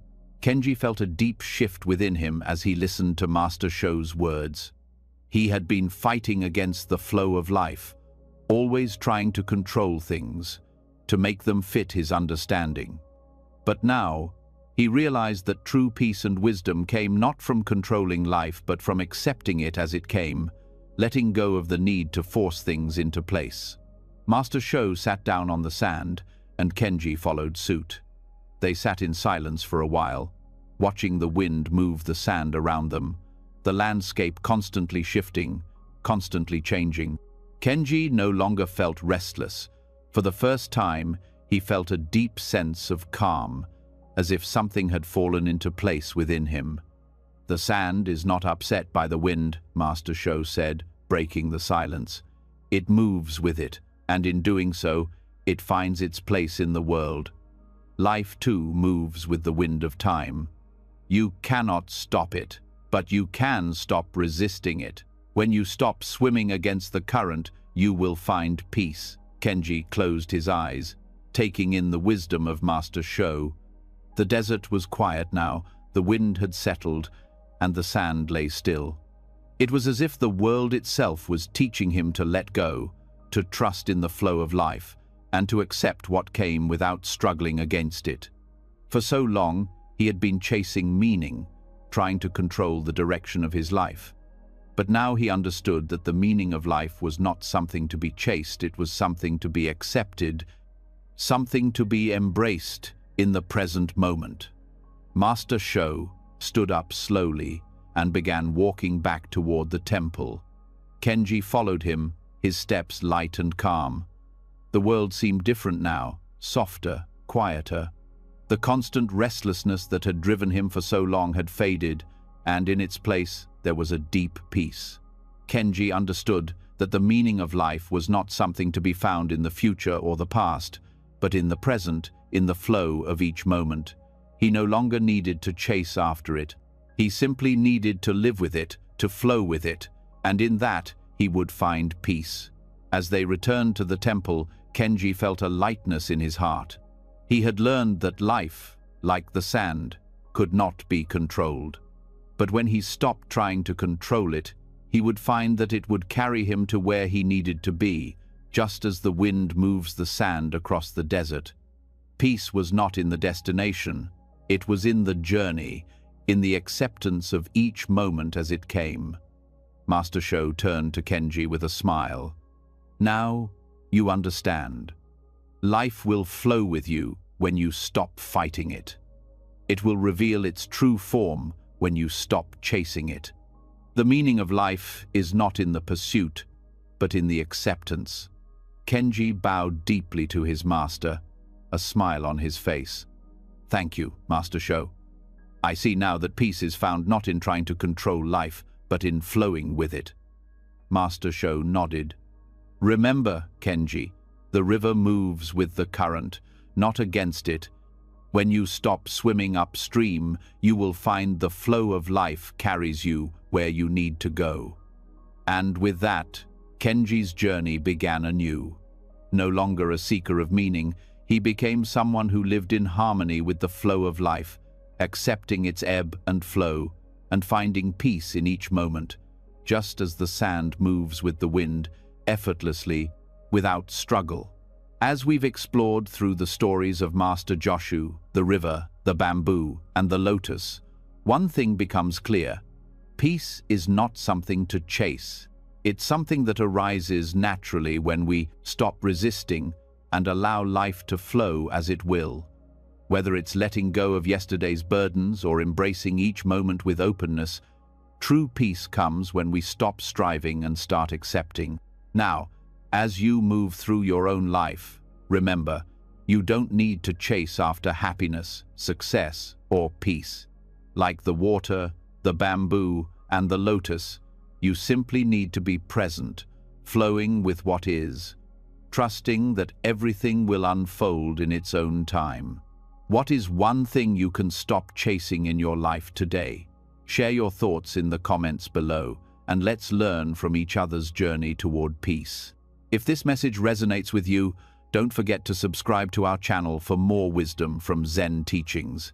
Remember, true peace comes when we stop chasing and start being.